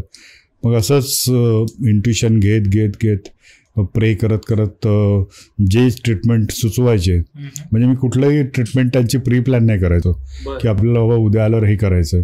मी तिथे ती ट्रीटमेंटला आली, त्या ट्रीटमेंट रूममध्ये गेली की त्या रूममध्ये गेल्यानंतर जे काय सुचेल त्या पद्धतीने मी ट्रीटमेंट सुरू करायचो. आणि असं ट्रीटमेंट तिची, आणि ज्या क्लिनिकला मी असेन तिथे ती यायची की मला तिथे बरं व्हायचं यातनं, कारण प्रचंड वेगळा त्रास होता. आणि त्या आजाराचं नाव आहे की इलेक्ट्रोमॅग्नेटिक हायपर सेन्सिटिव्हिटी सिंड्रोम, असा तो आजार आहे आणि तो खूप रेअर आहे. मग तिला आम्ही वेगवेगळ्या ट्रीटमेंट केल्यानंतर एक 6 ते 7 महिन्यामध्ये ती बरी झाली. आणि मग सगळे डॉक्टरसुद्धा अगदी आश्चर्यचकित झाले की हे कसं काय म्हणजे. आणि पूर्ण वर्षभरामध्ये तिने सगळं नॉर्मल लाईफ काम सुरू केलं, कारण ती मॉडेलिंग करायची, नाटकात कामं करायची, सगळं तिने सुरू केलं. तर अशी एक वेगळी केस जी आपल्याकडे आली होती आणि त्यांनी बरी झाली आपल्या या उपचाराने. आता हे कसं झालं, काय झालं, हे देवालाच माहीत. तर भरत दाभोळकरजी त्याची कारणं अजूनही अननोन आहेत, म्हणजे सायन्सला माहीत नाही कशामुळे होतं. बरं. पण हा आजार आहे म्हणजे नेमकं त्याचं रिसर्च अजून नीट झालेला नाही. ओके. म्हणजे आपण काही वेगवेगळी कारणं आपण रूट कॉज आपण शोधून मी सांगितली त्यांना की काय असू शकतं, काय होऊ शकतं, आणि ते केल्याशिवाय तर आपण ट्रीटमेंट नाही करू शकत. तर ते आम्ही विचार केलाच होता त्यावेळेला वेगवेगळ्या कारणांचा, आणि मग ते ट्रीटमेंट सुरू केलं आणि त्यात यश आलं. ते एक मोठं यश होतं. भरत दाभोळकरजींचा माझ्यावर खूप विश्वास. त्यांचे सगळे मित्र माझ्याकडे ते पाठवायचे, विजू कोटे, किशोर प्रधान, त्याच्यानंतर आपल्या रामदास पाध्ये, त्यांच्या मिसेस अपर्णा रामदास पाध्ये, पण असे अनेकांना ते माझा पत्ता द्यायचे आणि जा तिकडे तू बरा होशील. अरे म्हटलं असं काय सांगू नका म्हणे कोणाला की जा तुझं काय पण आजार आहे तू बरं करशील. म्हटलं तुम्ही पाठवता मला पण पाहायला पाहिजे की बाबा ते बरे होतील की नाही. तुम्ही डिरेक्टली सांगता की कसं. तसा अनेक म्हणजे तो एक विश्वास त्यांना मिळालेला होता की काहीतरी काम चांगलंपणे करतात तुम्ही. त्यामुळे त्यांनी अनेकदा खूप सपोर्ट केला. इव्हन चिकित्सा हे नाव त्यांनी शोधून काढलं आपल्यासाठी, आणि प्रत्येक कार्यक्रमात प्रत्येक ठिकाणी त्यांचा नेहमीच आपल्याला सपोर्ट असतो आणि खूप विश्वास त्यांनी या थेरपीवर दाखवला. आणि कार्यक्रम आम्ही त्यांच्याबरोबर केलेले आहेत आत्तापर्यंत. इव्हन खारचं जे क्लिनिक आहे ते सुद्धा त्यांनीच आम्हाला उघडून दिलं होतं तिकडे शोधणं. तसं एक खूप छान मैत्री आणि ही अशा या केसच्या निमित्ताने झालेली. त्यांची सुद्धा माझी पहिली भेट जी झाली होती ती आफ्रिकेमध्ये झाली होती. हो, तर आफ्रिकेमध्ये त्यांची कंपनी होती ॲड एजन्सी, आणि त्यांनी एक इव्हेंट केला होता तिकडे, आणि त्या इव्हेंटमध्ये माझी त्यांची भेट झाली होती. आणि तसा तो परिचय होता आमचा जुना, आणि मग तू मैत्री फार पुढे गेली. येस. म्हणजे सर खरंच एवढं एक काय म्हणत प्राऊड फील होतं, अभिमान वाटतं की मराठी माणूस, आणि जसं तुम्ही सांगितलं की विराट कोहली असेल, WWE मधले सुपरस्टार्स असतील, किंवा हे जसे परदेशी लोक आफ्रिकेमधले तुम्ही सांगितले, एवढे तुम्ही छान पद्धतीने त्यांना ट्रीटमेंट दिली आणि आता त्यांच्या क्षेत्रात खूप चांगलं काम करतात. सो आम्हाला खरंच तुमचा अभिमान आहे, आणि अभिमान वाटतं की मराठी माणूस असं करतोय. जे डॉक्टर भोसलेंनी चालू केलं तो एक तुम्ही वारसा पुढे नेता. पुढे जाताना मला तुम्हाला हे विचारावं वाटेल की ह्या संवहन चिकित्सेमध्ये चक्राचं पण काही सिग्निफिकन्स असतो का? हो, नक्कीच. म्हणजे एक तर मर्मशास्त्र, मर्मविद्या. आपल्या शरीरामध्ये वेगवेगळी मर्म आहेत. जवळजवळ 107 मर्म आहेत, +1 108. तर ही जी मर्म म्हणजे आपल्या ॲक्युपंक्चर बिंदू, मर्मशास्त्र हे खूप आयुर्वेदामध्ये सांगितलेलं आहे. आणि ह्या बिंदूंना आपण जर उपचार केले तर आपण बऱ्याचशा आजारांमधनं बरे होऊ शकतो. म्हणजे हे मर्मबिंदू काय आहे, तर हे स्विचबोर्ड्स आहेत. सतत हे एनर्जी एक्सचेंज होत असते. आपल्या ज्या कॉस्मिक एनर्जी आहे, जी ब्रह्मांडामधली एनर्जी आहे, ती या चक्रांद्वारे ऑन ऑफ होत असते, आणि जिथे गरज पडेल त्या पद्धतीने ती बॅलन्स होत असते. त्यामुळे ही जी मर्म आहेत किंवा आपली जी चक्र आहेत, मूलाधार चक्रापासून सहस्रारपर्यंतची ही जी चक्र आहेत, यामध्ये सुद्धा ही सुद्धा एनर्जी सेंटर्स आहेत, एनर्जी रिसिव्हिंग सेंटर्स आहेत. की एनर्जी रिसिव्ह केली जाते आणि ती पसरवली जाते, आणि शरीरामध्ये वेगवेगळ्या ठिकाणी एनर्जी बॅलन्स केली जाते. त्यामुळे मर्मांची चिकित्सा आणि आपल्या चक्र चिकित्सा ही फार इम्पॉर्टंट आहे. आणि तसंच आपल्या शरीरामध्ये 72,000 नाड्या आहेत. तर डॉक्टर राम भोसले ह्या 72,000 नाड्यांना नाचवायची अक्षरशः. त्यांचा त्याच्यावर हे होता, प्रभुत्व होतं, आणि त्यांच्या संवहन विद्येमध्ये त्या 72,000 नाड्यांना ते आपल्या पद्धतीने ते नाचवायचे. जसं आपल्याला ते नेहमी म्हणायची कृष्णाच्या नाऱ्या होत्या 72,000, तर त्या नाऱ्या नसून त्याचा त्या नाड्यांवर प्रभुत्व होतं, कंट्रोल होता. हो. तर आयुर्वेद शास्त्राबद्दल खूप डॉक्टर राम भोसलेंना अभ्यास होता, आत्मीयता होती. एकदा एक व्यक्ती आयुर्वेद शिकण्यासाठी आला एका गुरुकडे, मला आयुर्वेद शिकायचं आहे. तर तो रात्रभर प्रवास केला त्याने, रात्रीचा विश्रांती केली त्याने चिंचेच्या झाडाखाली. सकाळी तो क्रिपल झाला, म्हणजे कंप्लीट हातपाय वाकडे झाले संधिवातासारखे. आणि मग तिथून तो चालत निघाला हळूहळू, आणि त्यांनी सांगितल्याप्रमाणे निंबाच्या झाडाखाली त्यांनी विश्रांती घेतली, आणि तो होता तसा झाला. आणि मग त्याला लक्षात आलं की आयुर्वेद म्हणजे काय, की म्हणजे हे फक्त आपण त्या वृक्षाच्या सानिध्यात जाऊन सुद्धा आपल्याला हे आजार बरे होतात. म्हणजे प्रत्येक वृक्षाचं महत्त्व आहे, कुठे हिलिंग प्रॉपर्टी आहेत, कुठल्या वृक्षामुळे आजार बळावू शकतात, म्हणजे आपण पथ्य अपथ्य करतो, त्यामध्ये कुठली आपल्याला पथ्य करायला पाहिजे किंवा कुठलं अपत्य आहे हे यातून कळतं. तर अशा प्रकारे डॉक्टर राम भोसले खूप हसत खेळत खूप वेगवेगळ्या गोष्टी आम्हाला सांगायचे शिकवताना वगैरे. तर जसं तुम्ही आत्ता म्हणालात की चक्र मर्म हे आम्ही ॲडव्हान्स कोर्समध्ये संवादांच्या आम्ही बरंचसं त्याचं शिकवतो. आपल्या शरीरामध्ये आपण जे भजन करतो, कीर्तन करतो, आरती करतो, आपण टाळी वाजवतो, तर आपल्या इथे तळहृदय, इथे दोन्ही हातामध्ये तळहृदय हे मर्म आहे. तर हे मर्म तिथे ॲक्टिवेट होतं आणि आपल्याला आपलं शरीरामध्ये ती एनर्जी जात असते. तसंच आपल्या तळपायामध्ये मध्यवर्ती हेच तळहृदय आहे, याला तळहृदय मर्म म्हणतात. त्याच्यानंतर हे मणिबंध आहे. जर आपल्याला अस्थमा आहे, फ्रेश वाटत नाही, इन्फ्लामेशन आहे, स्पॉन्डिलायटिस आहे, चेस्ट पेन आहे, डायजेशनच्या तक्रारी आहेत, तर फक्त या मनगटाला आपण असं फिरवलं हात तरी रोज सकाळी 2 मिनटं संध्याकाळी 2 मिनटं तरीसुद्धा आपल्याला बरं वाटू शकतं. आपण भजन कीर्तन केल्याने आपल्याला बरं वाटू शकतं. शिप्रा मर्म आहेत, आपण ही मूठ बंद केली अशी आणि अशी दाबून ठेवली 1 मिनिटं आणि परत सोडली, परत दाबलं, असं 3 वेळा 4 वेळा केलं, असं दिवसातून कधी आपल्याला थकवा वाटला ऑफिसमध्ये किंवा काय, ते शिप्रा मर्म आहेत. याचासुद्धा आपल्याला फायदा होतो. आपलं शरीरामध्ये फ्रेशनेस येतो, डोकं जड होणं, डायजेशन, वेट कमी होणं, हे ब्रीदिंग, हे सगळं आपलं चांगलं होऊ शकतं. अशी वेगवेगळी मर्म आपल्या शरीरामध्ये आहेत. असे कोपरावर कुपर मर्म आहे, गुडघ्यावर जानू मर्म आहे, इथे अधिपती मर्म आहे, इथे सगळ्यांचं मुख्य बसलेलं आहे इथे. आणि वेगवेगळी सिस्टम्स आहेत. म्हणजे इथे अधिपती आहे आणि सगळीकडे म्हणजे इथे पंतप्रधान आहे आणि मग त्याच्या खाली सगळीकडे त्यांची सेना आहे, मंत्रिमंडळ, मग वेगवेगळे ऑफिसेस, मग तुमचे नगरसेवक असो, अशी सगळी यंत्रणा सगळीकडे पसरलेली आहे आणि सगळे एकमेकावर अवलंबून आहे.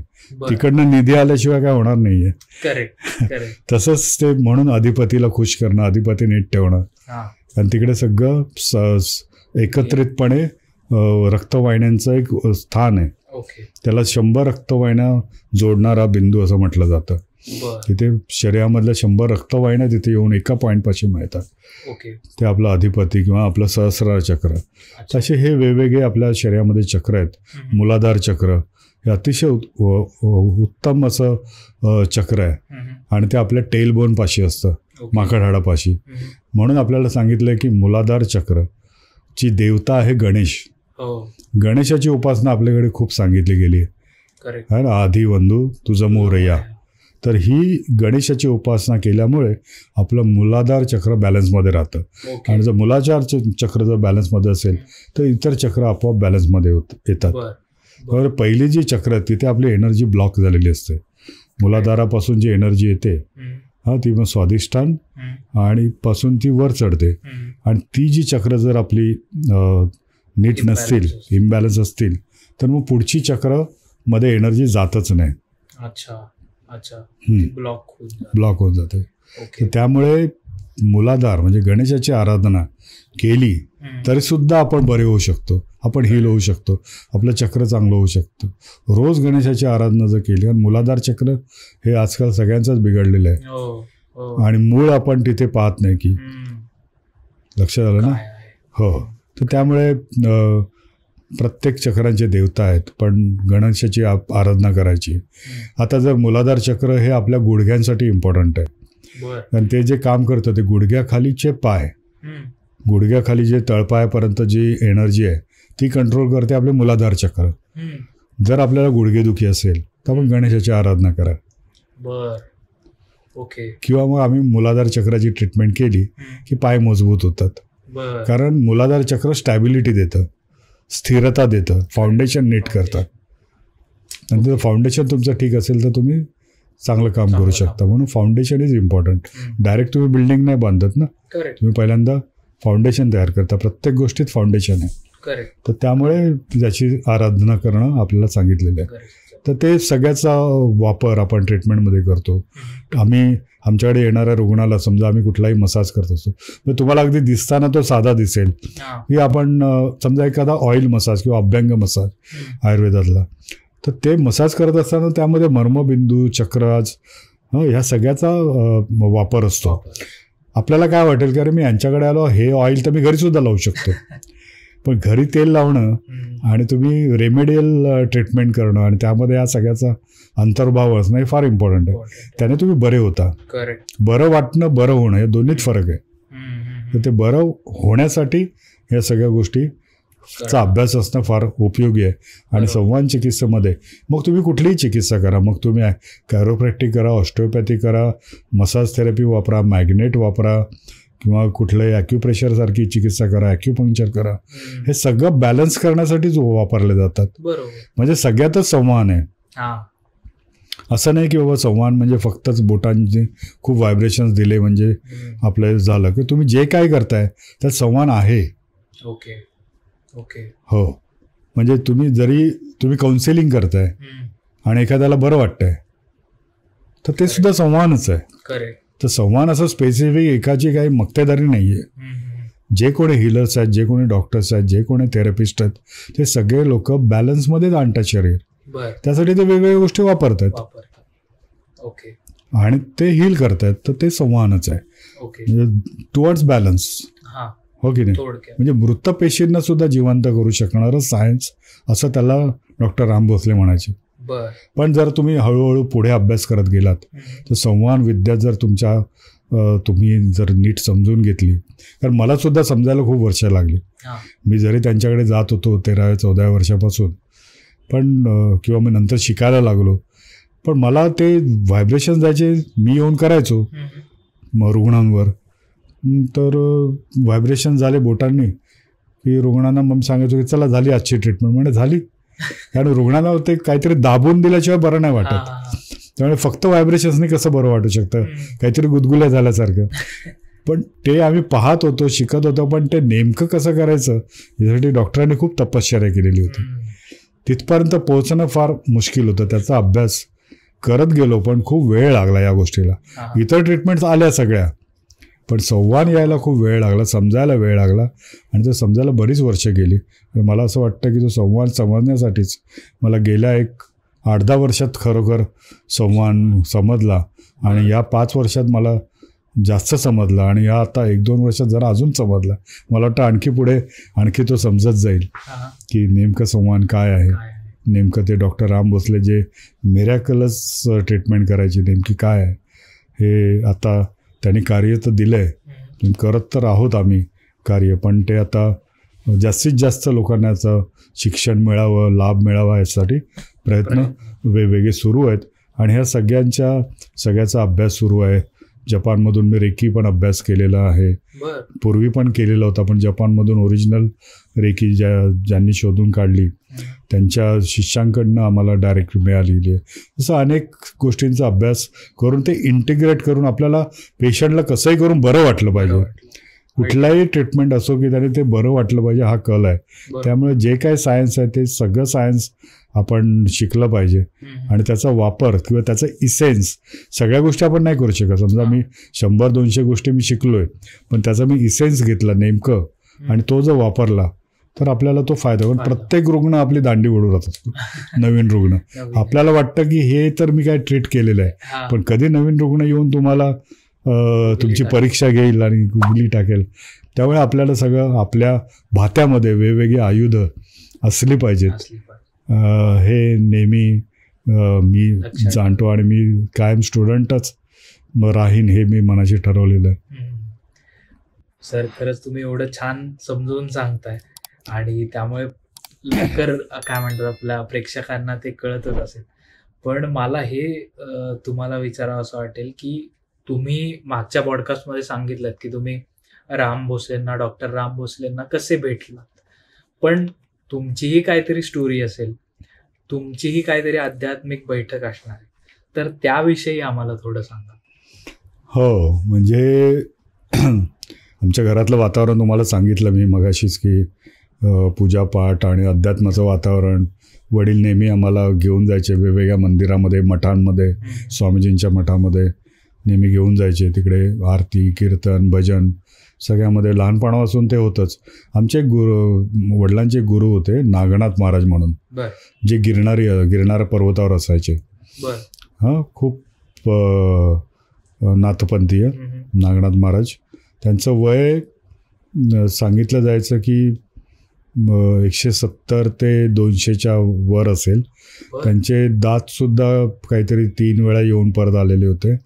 काया बदललेली होती त्यांची. असं सगळं त्यांचं होतं. ते गिरणारी खूप फेमस होते ते. आणि ते एकदा घरी आले आणि मला त्यांनी पाहिलं. म्हणे इसे मुझे लेके जाना है.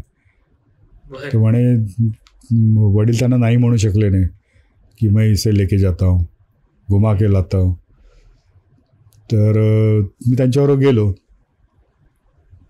आणि मी त्यांच्याबरोबर जेव्हा मी गेलो, माझं वय काहीतरी 12 वर्षाचं असेल, 12-13 वर्षाचं.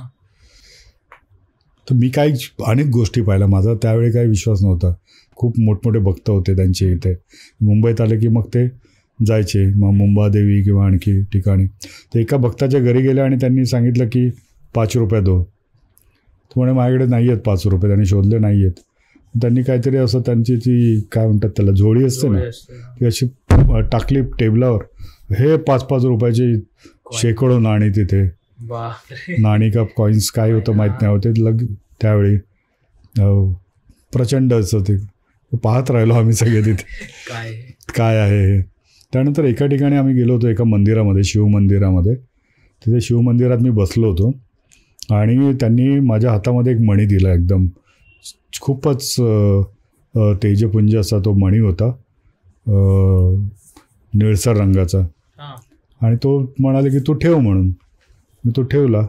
इतक्यात एक सिंधी व्यक्ती आला टरबूज घेऊन त्यांना प्रसाद म्हणून. आणि थोड्या वेळाने तो गेला आणि स्वामीजी म्हणाले ते मणी कुठे आहे तुझा. आम्ही निघालो. मणी मी बघायला लागलो, नाही. का, कुठे गेला. तो कोणाला दाखवलास का. म्हणे हो, मी तो एक माणूस होता, मी पाहत होतो, त्याने तो मला विचारला म्हणे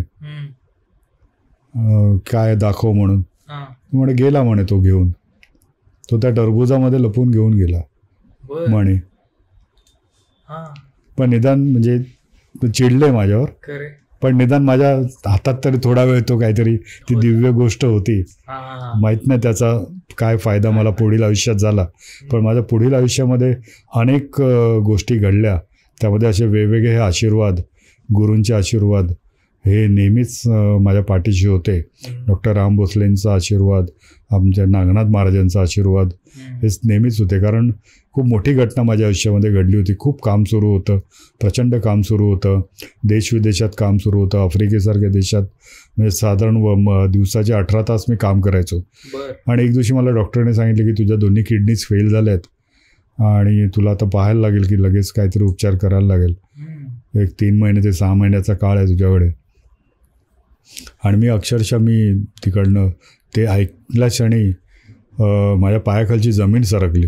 म्हणजे माझ्या डोळ्यासमोर माझी फॅमिली, माझी मुलं सगळं माझ्या डोळ्यासमोर आलं की आता काय होणार माझं. माझे आई वडील, मी एकुलता एक मुलगा, की कसं होणार आता पुढे, त्यांचं काय होणार. म्हणजे मला जर असं झालं असेल तर. आणि मग मी कुठेच जायचो नाही, खूप घाबरलो होतो, कुठल्या ट्रीटमेंट करत नव्हतो. म्हणजे कुठे जायचं तर कोणी माझ्याबरोबर असायचं. एकटा कुठेच जात नव्हतो. दरवाजे कुठलेच बंद नाही करायचो. बेडरूम नाही, टॉयलेट नाही, कुठलाच दरवाजा नाही. आणि खूप निराश झालो होतो की आता मग मला डायलिसिस करायचा सल्ला दिला. म्हणजे नाही, डायलिसिस केलं तर मी अजून लवकर मिळेल, काहीतरी इन्फेक्शन होईल. डायलिसिसला पण मी तयार नव्हतो. कुठले उपचार केले आणखी तर आणि काय विचित्र झालं तर आणखी लवकर जाईल, अशी सगळी भीती बसली. मग एक दिवशी मी एका प्रोग्रामला गेलो आणि त्या प्रोग्राममध्ये मला असं कळलं की हा जर मी प्रोग्राम केला, एक इन्स्टिट्यूट आहे US त्यांचा एक प्रोग्राम होता, तर तिथे जाऊन मला काहीतरी मिळेल आणि काहीतरी उत्तर सापडेल म्हणून मी तिथे गेलो. पण माझं क्रिएटिनिन खूप वाढलेलं होतं, जवळजवळ 21 क्रिएटिनिन. 21 क्रिएटिनिन कोणाचंच वाढलं, इथपर्यंत थांबत नाही कोणी. जवळजवळ 7-8 क्रिएटिनिन किंवा 6 झालं तरी डायलिसिस सुरू करतात. मी 21 क्रिएटिनिन माझं झालेलं होतं. रात्र मी झोपायचो नाही, लघवीला बिलकुल होत नव्हतं, पाणी पिऊ शकत नाही अशा अवस्थेमध्ये, श्वास कोंडायचा, उशा लावून बसायचो मी, पण असं आडवं झोपू शकायचो नाही कारण फ्लुईड बॉडीमध्ये सगळं. मग डॉक्टर घेऊन मी त्या प्रोग्रामला बसलो. गाडीमध्ये डॉक्टर बसायचा आणि 1-2 तासाने तो यायचा. माझं ब्लड प्रेशर, मी गाडीत जायचो, ब्लड प्रेशर तपासायचो, सगळं बघायचो, परत येऊन कोर्समध्ये बसायचो. त्या कोर्समध्ये जवळजवळ 150 ते 200 लोक असतात आणि एक लीडर असतो आणि तो आपले प्रॉब्लेम सोडवत असतो. असं पाहता पाहता मी तिथे एक फॉर्म भरलेला होता. त्या फॉर्ममध्ये मी सगळं लिहिलं होतं की मला माझं किडनी फेल्युअर आहे वगैरे आणि त्यासाठी मी आलो आहे, काहीतरी मला यातनं मार्ग मिळेल म्हणून, की नेमकं काय करायला पाहिजे. म्हणजे मी आता घरात बसून करणार का, काहीतरी ॲक्शन घ्यायला पाहिजे. मग ती ॲक्शन मी घेतली. पहिला दिवस गेला, सगळे लोक उभे राहायचे, त्यांना काही ना काय मिळायचं. दुसरा दिवस गेला, प्रत्येकाला काही ना काही म्हणायचं, अरे वा माझं ट्रान्सफॉर्मेशन झालं, मला तुम्ही सांगितलं. मी म्हटलं अरे 2 दिवस झाले, तिसरा दिवस उजाडला, मी लिहून दिलं आहे पेपरमध्ये फॉर्म भरताना आणि माझ्याकडे तुम्ही पाहतच नाही आहे. मी मरतोय इथे, मी मरणार आहे आता आणि तुम्हाला काय नाही. मी अचानक उभा राहिलो, मी जोरात म्हटलं आता नाही, आता म्हटलं उभं राहायचं आणि जोरात ओरडलो, तुम्हाला कळत नाही आहे का की मी मरतो इथे. मी सांगितलं तुम्हाला की मी किडनी पेशंट आहे, डॉक्टर गाडीत बसलेला आहे आणि मी कसं तरी बसलो इथे कोर्सला आणि सकाळपासून बसलो, सकाळी 9 ते रात्री 11 इतक्या वेळ तिथे बसायचं आहे आणि तुम्ही माझा विषयच घेत नाही आहे. म्हणून काय झालं, तू मरणार आहेस ना, तो लीडर म्हणाला. सगळेच मरणार आहेत म्हटलं, या जगात कोणी मरणार नाही असं नाही आहे, फक्त तुला एवढं माहीत आहे की तू आत्ता मरणार आहेस. हे तुला माहीत आहे की बाबा 6 महिन्यात मरणार आहे, 3 महिन्यात म्हणून, एवढं तुला माहीत आहे. म्हणजे देवाची कृपा आहे तुझ्यावर की तुला निदान कळलं तरी की आज आम्हाला कोणालाच माहीत नाही की आम्ही कधी मरणार आहे, या क्षणाला का पुढच्या क्षणाला. तुझ्याकडे तेवढा वेळ तरी आहे, तू काय करू शकतो या वेळेचा उपयोग, कोणासाठी करू शकतो, लोकांसाठी काय करू शकतोस याचा विचार कर. या जेवढा वेळ तुला आता देवाने दिला आहे, ज्याचं माहीत आहे तुला 3 महिने 6 महिने, त्याचा विचार कर आणि त्याच्यावर ॲक्शन घे. तो जो काय बोलत होता ते एक क्षण ब्लँक झालो मी आणि अक्षरशः तिथे कोलॅप्स झालो मी त्या शब्दांनी. ते जे कणखर शब्द होते त्यांनी मला सहानुभूती नाही दिली, त्याने मला मार्ग दाखवला आणि तो मार्ग एक क्षण एक वीज चमकून गेल्यासारखा तो साक्षात्कार होता आणि त्या क्षणाला मी अनस्टॉपेबल झालो. अनस्टॉपेबल म्हणजे मी आता काही करू शकतो जगामध्ये. मी आता घाबरणार नाही या आजाराला, हा आजार मला रोखू नाही शकत. आत्ता मी काय करू शकतो ते बघा, मी आता पुढे काय करणार ह्याचं सगळं प्लॅनिंग केलं. मी आता आयुष्यात पुढे काय करणार म्हटलं, हे नॉलेज मी शिकलोय डॉक्टर राम भोसलेंकडून, इतके वर्ष मी काम करतोय, हे आत्ता आपण काम सुरू करायचं. मग मी डायलिसिसकडे गेलो, म्हटलं आता डायलिसिस सुरू करूया. मग मी उपचार घ्यायला सुरुवात केली. उपचार घेताना पण मी जायचो, छान कपडे घालून जायचो, आजारी व्यक्तीसारखं कधीच जायचो नाही. चांगल्या उत्तम सेंटरमध्ये मी जायला लागलो. तिथे गेल्यानंतर मी प्लॅनिंग केलं की आता मी बरा होऊन येणार, त्यावेळेला मला हे एक सेंटर उभं करायचं आहे जे इंटरनॅशनल स्टँडर्डचं असेल. माझ्याकडे पैसे संपलेले होते, काही नव्हतं, सगळं कर्जबाजारी झालो होतो, कारण किडनी फेल्युअर होतं, डॉक्टर्सचे खर्च, डायलिसिसचा खर्च काही परवडत नव्हता. आठवड्यातनं 3 वेळा म्हणजे असं डायलिसिसला जायचो.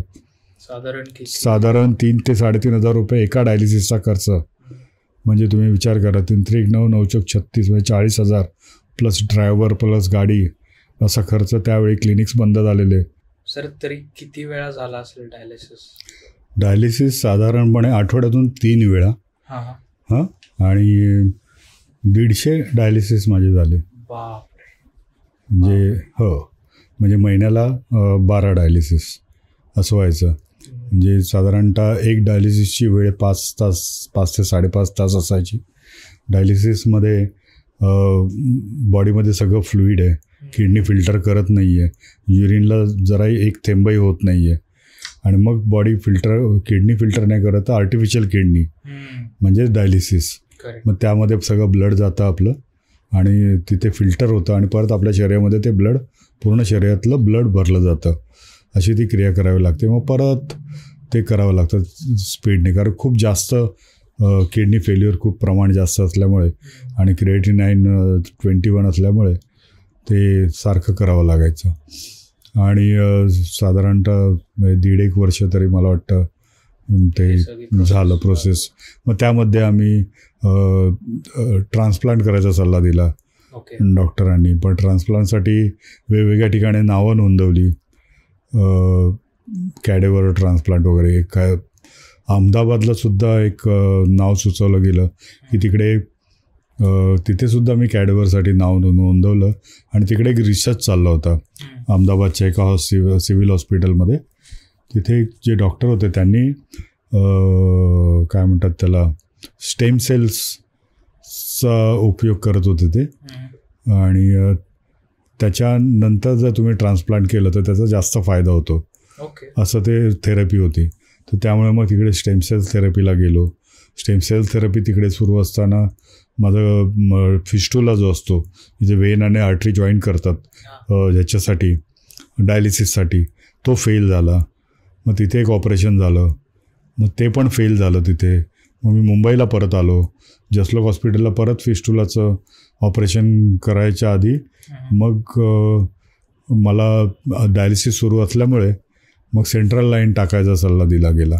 त्यामुळे इथून आर्टरीमधून इथून सेंट्रल लाईन टाकतात, ट्यूब टाकतात. तर तो एक प्रसंग तुम्हाला सांगतो. जसलोक हॉस्पिटलमध्ये एक डॉक्टर ती सेंट्रल लाईन टाकत होते, पण त्यांना ते मिळत नव्हती आर्टरी. आणि मग ते टाकत असताना खूप ब्लिडिंग व्हायला लागलं आणि पेन व्हायला लागलं मला. मी ईश्वराचा दावा केला. इतक्यात जे मुख्य माझे जे डॉक्टर ट्रीटमेंट देणारे होते, डॉक्टर M.A. बहादूर, हे त्या वॉर्डमध्ये आले होते. आणि तिथून ते डायरेक्टली काय चालू आहे म्हणून आत आले. ते कधीच असं आत येत नाहीत त्या छोटंसं ऑपरेशन थिएटरमध्ये. आणि तिथे ते आले आणि त्यांनी बघितलं की काय चालू आहे, थांब जरा. आणि ते आले. एक मिनिट पण नाही लागलं त्यांना ती टाकायला. आणि एकदम पेनलेस. मी श्वास सोडला एकदम. म्हटलं, ते म्हणाले की मी जवळजवळ 15 वर्षांनी कोणाचं तरी सेंट्रल लाईन टाकली असेल, की मी कधीच टाकत नाही म्हणे. पण माझ्यासाठी ते आले तिथे. परमेश्वरच. म्हणजे असं प्रत्येक घटना अशा मी अनेक बघितलेल्या आहेत. डायलिसिस सुरू असताना पैसे नव्हते आणि EMI जात होते. एक दिवस असं आलं की दुसऱ्या दिवशी EMI होता आणि माझ्याकडे बिलकुल पैसे नव्हते. आणि अचानक संध्याकाळी 7ची वेळ होती आणि एक व्यक्ती पैसे घेऊन आले. म्हणे, तुम्ही मी जेव्हा मला काम नव्हतं त्यावेळेला तुम्ही मला पैसे दिलेले होते आणि ते 35,000 रुपये आहेत, ते मी तुम्हाला द्यायला आलो आहे म्हणे. मग त्या व्यक्तीला मी कधीतरी 4-5 वर्षापूर्वी काहीतरी मदत केलेली होती नोकरीसाठी. आणि ती व्यक्ती बरोबर त्याच वेळेला आली की मला तिथे पैसे भरायचे होते. आणि मी चिंतेत होतो खूप की आता करायचं काय, शेवटची तारीख होती आणि करायचं काय, कुठून आणणार पैसे. तसे अनेक अनुभव आलेले आहेत. त्यानंतर डायलिसिस सुरू असताना मी म्हटलं की आता क्लिनिक सुरू करायचं आहे, पण मी बरा होईन, त्यानंतर मी जागा शोधेन, मग मी क्लिनिक सुरू करेन. याने म्हटलं खूप वेळ जाणार आहे. मी बरा होणारच आहे. मला माहीत झालं आहे की मी आता यातनं बाहेर येणार आहे आणि माझं जे आयुष्य आहे ते मी या सेवेसाठी अर्पण केलेलं आहे, लोकांना बरं करायचं आहे. मग मी कर्ज काढलं. डायलिसिसला पैसे नव्हते तरी पण मी कर्ज काढलं आणि एक जागा घेतली, जी ठाण्याचं क्लिनिक आहे आत्ता, ती जागा मी ते कर्ज काढून घेतलं. सगळं 35 लाखाचं कर्ज त्यावेळी काढलं. 2004ची गोष्ट आहे ही, काहीतरी 2004-05ची गोष्ट आहे. आणि त्यावेळी 35 लाखाचं कर्ज काढलं. म्हटलं, तू म्हणे तुला पैसे नाही, तू EMI कुठून भरणार नाही. म्हटलं होईल सगळं. आणि मग ते जिद्दीने सुरू केलं. म्हणजे अनस्टॉपेबल झालो ना त्या दिवशी. जसं मी तुम्हाला सांगितलं की तो जो इन्सिडेंट होता तिथून मी मागे वळून बघायचंच नाही. आता जे होईल ते होईल. आणि मग तिथून जे काम सुरू केलं, पैसे नव्हते तरी काम सुरू केलं. मग ती जागा घेतली, जागा ताब्यात मिळाली. त्याच्यानंतर मग जसं मी पाहत होतो की किडनी ट्रान्सप्लांटसाठी काही मिळतात का, अचानक एक दिवशी फोन आला अहमदाबादून की एक ॲक्सिडेंटची केस आली आहे आणि तुम्ही ताबडतोब आत्ताच्या आत्ता निघून या, रातोरात तुमचं ऑपरेशन करायचं. लगेच तसं धावत पळत फ्लाईट पकडली. रात्री 1 वाजता पोहोचलो अहमदाबादला. ती केस आलेलीच होती ॲक्सिडेंटची. पण तिथे पोहोचेपर्यंत असं कळलं की ती किडनी त्यांची इन्फेक्शन झालं म्हणून. आणि मग तिथे ते ट्रान्सप्लांट रद्द झालं.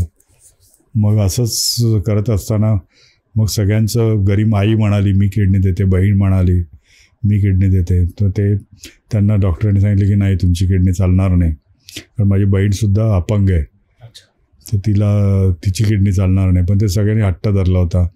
माझ्या बायकोने हट्ट धरला की माझी किडनी घ्या.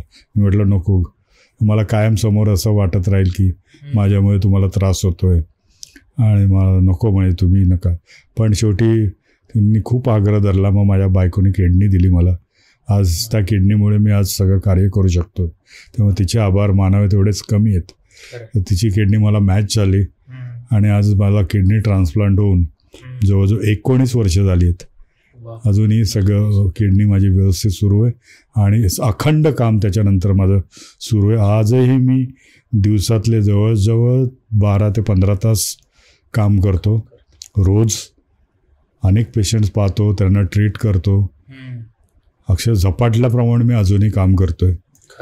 सगळ्या वेगवेगळ्या क्लिनिक्समध्ये जातो. पूर्वी मी जवळजवळ 17-18 क्लिनिक्समध्ये जायचो माझ्या.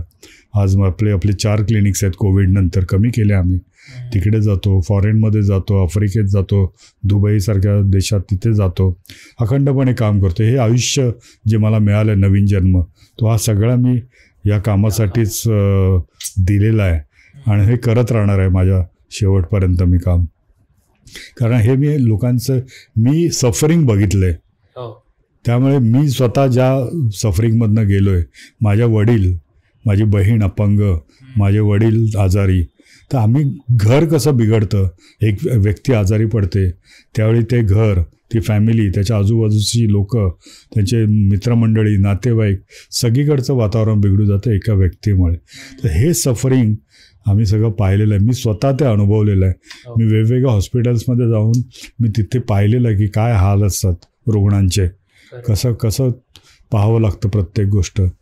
तर त्याचा त्रास कोणाला होऊ नये म्हणून मी पाहत असतो.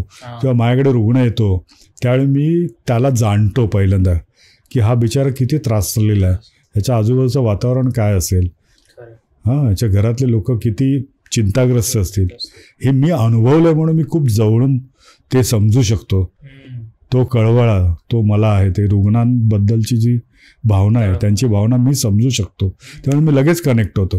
आणि त्यावेळी पहिल्यांदा जेव्हा मी त्यांना पाहतो तेव्हा त्यांना वाटतं की नाही, ही व्यक्ती बरोबर आहे माझ्यासाठी. यांना बरोबर कळलं की मला काय होतं. रुग्णाला काय पाहिजे की समोरची जी व्यक्ती आहे, जी हिलर आहे, डॉक्टर आहे, जो कोणी आहे, त्यांना माझं दुखणं कळलं आहे ना, मग मी बरी कधी पण होईल. पण माझं दुखणं तर कळलं आहे ना, हे त्यांना फार इम्पॉर्टंट असतं. आणि हे एकदा त्यांच्या लक्षात आलं की ते बरेच झालेले असतात पहिल्याच दिवशी. तर हे फार इम्पॉर्टंट गोष्ट आहे. तर त्यानंतर मग मी ते क्लिनिक तुम्हाला सांगितलं ते उघडलं. क्लिनिकसाठी पैसे नव्हते.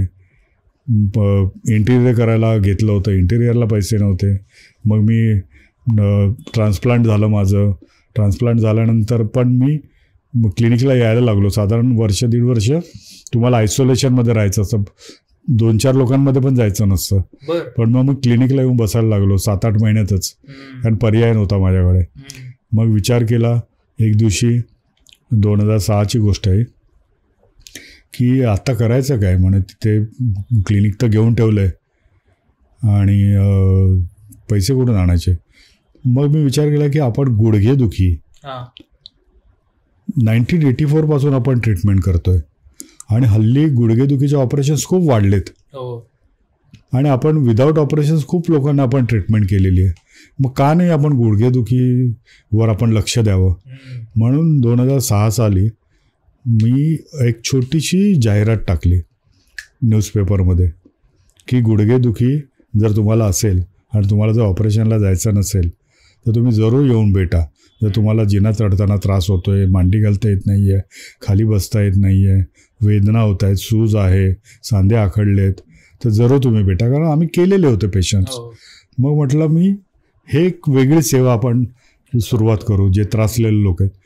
आणि तुम्हाला सांगतो की आश्चर्य, खूप लोक यायला लागले. जाहिरात झाल्याबरोबर माझ्याकडे 100 पेशंट्स आले.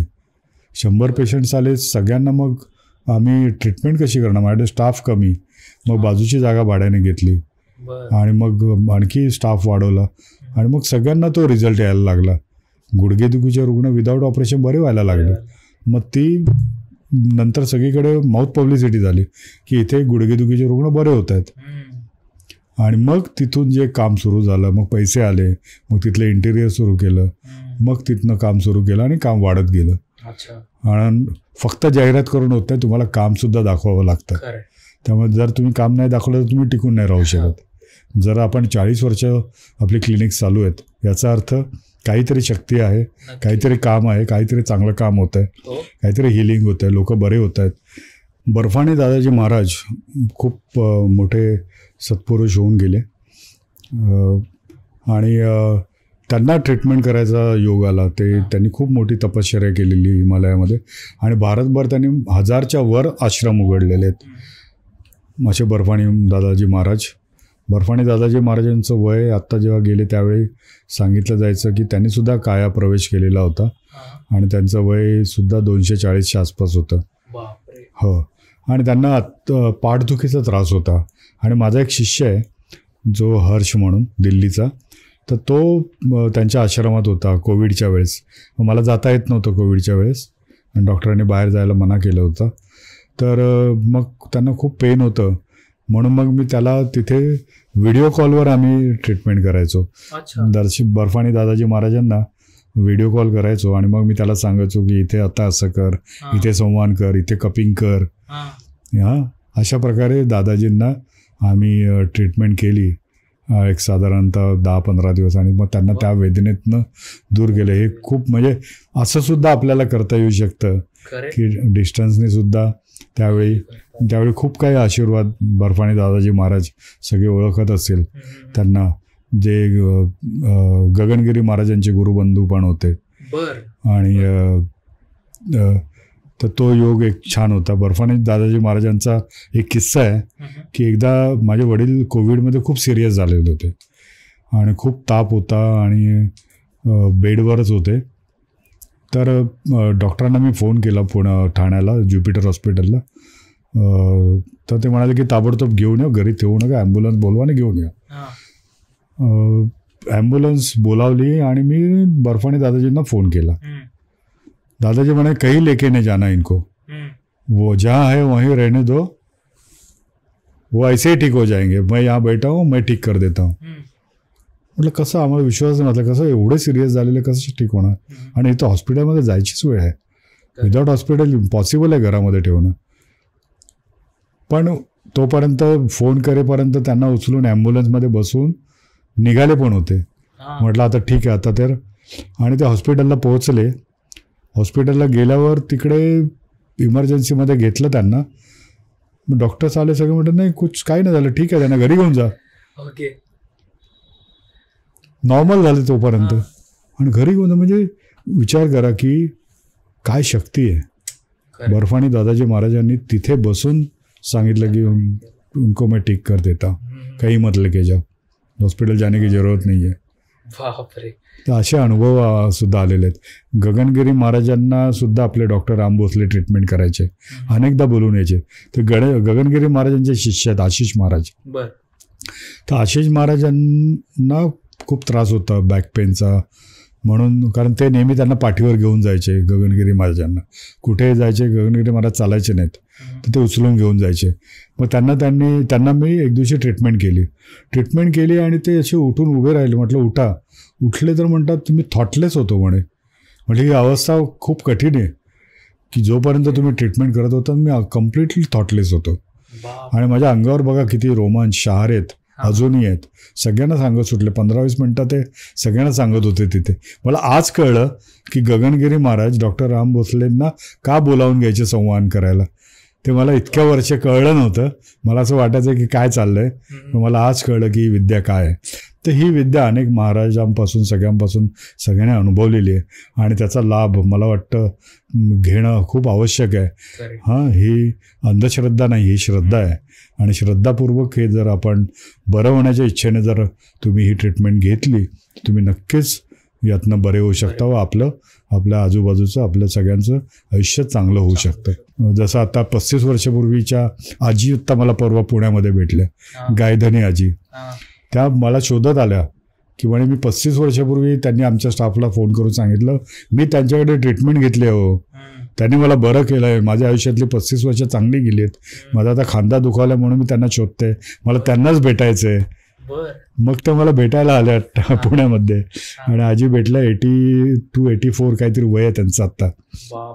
आणि रिटायर्ड झाल्यात आणि जॉब सगळं केलं व्यवस्थित, आणि त्या भेटायला आल्यामुळे मला माहीत आहे तुम्ही मला बरं करणार म्हणून. मी तुम्हाला भेटले, मला आनंद वाटतो. म्हणून मी त्यावेळी मला म्हणाला होतात ते शब्द, अजून मला वाटतं की मला बरं नव्हतं त्यावेळी, चालता पण येत नव्हतं. तेव्हा तुम्ही म्हणाला होतात की आजी तुम्ही का आलात इथे, तुम्ही मला सांगायचं होतं, मी घरी आलो असतो तुम्हाला ट्रीटमेंट द्यायला, हे मी त्यांना म्हटलं होतं. ते त्यांना शब्द आठवत होते. ते म्हणे तुम्ही तेव्हा ते म्हणत होते, शब्दांनी मला बरं वाटलं तुमच्या, की हे आपुलकीचे शब्द जे होते तुमचे, की नाही मी तुमच्या घरी आलो असतो. तर असं खूप काही आउट ऑफ बॉक्स जाऊन तुम्हाला करावं लागतं रुग्णांसाठी. मी गोव्यामध्ये एक क्लिनिक होतं आपलं, आणि गोव्यामध्ये एका पेशंटला खूप त्रास व्हायला लागला होता, आणि मी पोहोचलो होतो गोव्यात, माझं कन्सल्टिंग होतं. रात्रीचे त्या रुग्णाचा मला मिस्टरांचा फोन आला की त्यांना म्हटलं घेऊन या क्लिनिकमध्ये. नाही, ते उठूच शकत नाही आहेत. म्हटलं ठीक आहे, तुम्ही काही काळजी करू नका, मी घरी येतो. रात्री आम्हाला जवळजवळ 12 वाजले क्लिनिकमध्ये, जेवलो पण नव्हतं, कोणी नाही. म्हटलं गाडी काढा, आपल्याला त्यांच्याकडे जायचं आहे. आणि तिथून जवळजवळ काहीतरी पाऊण तासावर त्यांचं घर होतं. रात्री आम्ही त्यांच्या घरी पोचलो, त्यांना ट्रीटमेंट केली, आणि त्यांना उठवलं, चालवलं, त्यांना बरं वाटलं.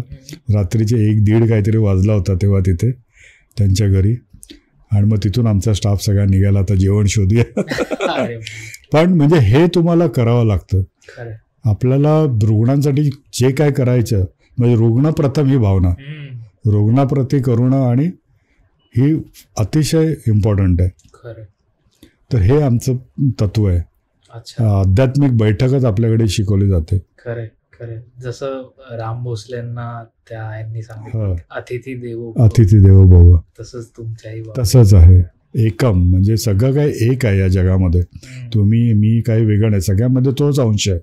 मी जर तुम्हाला शिव्या दिल्या तर मी मला शिव्या देतोय, कारण तुम्ही आणि मी वेगळे नाहीच आहोत. बरोबर. त्यामुळे ह्या जगामध्ये सगळीकडेच कनेक्शन्स आहेत. त्यामुळे आपण जे काही करतोय ते आपल्यासाठीच करतोय. मी एखाद्याला बरं करतोय, मलाच बरं करतोय. मी रात्री त्या व्यक्तीसाठी गेलो, मी माझ्यासाठीच गेलो तिथे, माझाच अंश आहे.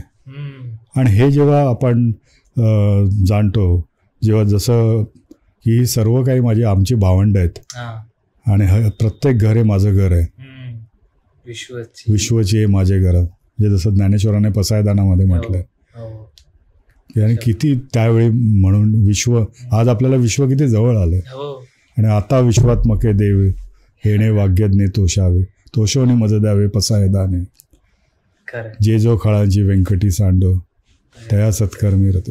किती म्हणजे किती वर्षांपूर्वी त्यांनी लिहून ठेवलेलं आहे. आणि आज विश्व खूप जवळ आलेलं आहे, तेच प्रचिती येते. आणि खरं. आणि जर तुमची पूर्ण ही जर्नी नाही ऐकल्यानंतर, तुम्ही सांगितल्यानंतर फिनिक्स पक्षासारखी तुमची पूर्ण स्टोरी आहे. आणि मला खात्री आहे की जे लोक पॉडकास्ट बघतायत ते नक्कीच आपल्यापाशी येणारच आहेत, पण एक इन्स्पिरेशन ज्याला म्हणतो ना, तो हा पॉडकास्ट बघून मला स्वतःला वाटतंय, तर त्यांना तर नक्कीच. म्हणजे ही शक्ती आहे ना, ही शक्ती प्रत्येकाला काम देते. खरंय. तुम्हाला पण काम दिलेलं आहे, मला काम दिलेलं आहे, आपण ते काम करतोय.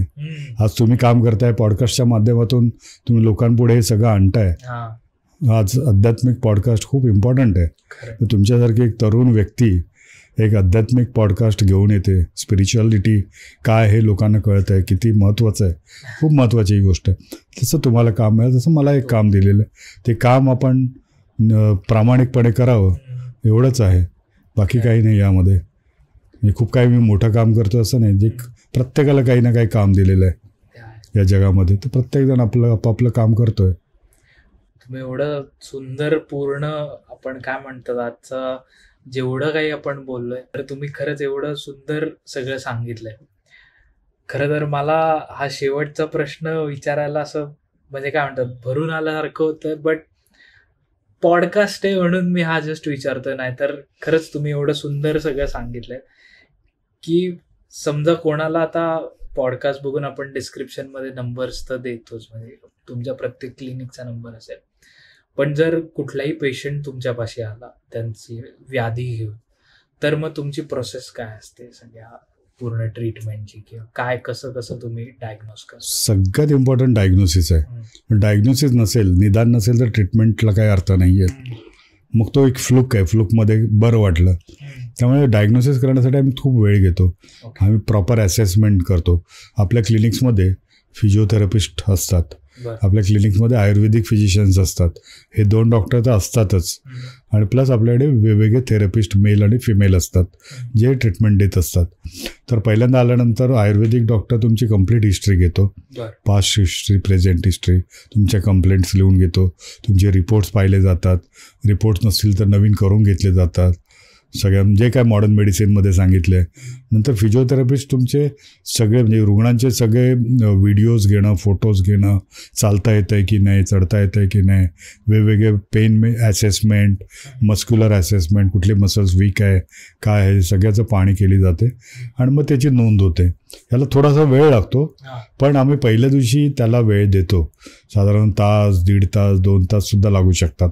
त्यामुळे त्यावेळी खूप वेटिंग होतं, पण मग ते फार महत्त्वाचं आहे की ते पाहणं. मग त्यानंतरच आपल्याला पुढचा प्रोग्राम ठरवणं इम्पॉर्टंट. मग त्या दिवशी आम्ही बसतो सगळे आणि आम्ही एक प्रोग्राम बनवतो की हे दुखणं आहे, यांना गुडघेदुखी आहे, यांना कुठल्या स्टेजची गुडघेदुखी आहे, काय काय कंप्लेंट्स आहेत, पेन आहे, सोज आहे, बेंड होत नाही आहे, कुठल्या ॲक्टिव्हिटी करता येत नाही, त्याबरोबर कंबरदुखीसुद्धा आहे का.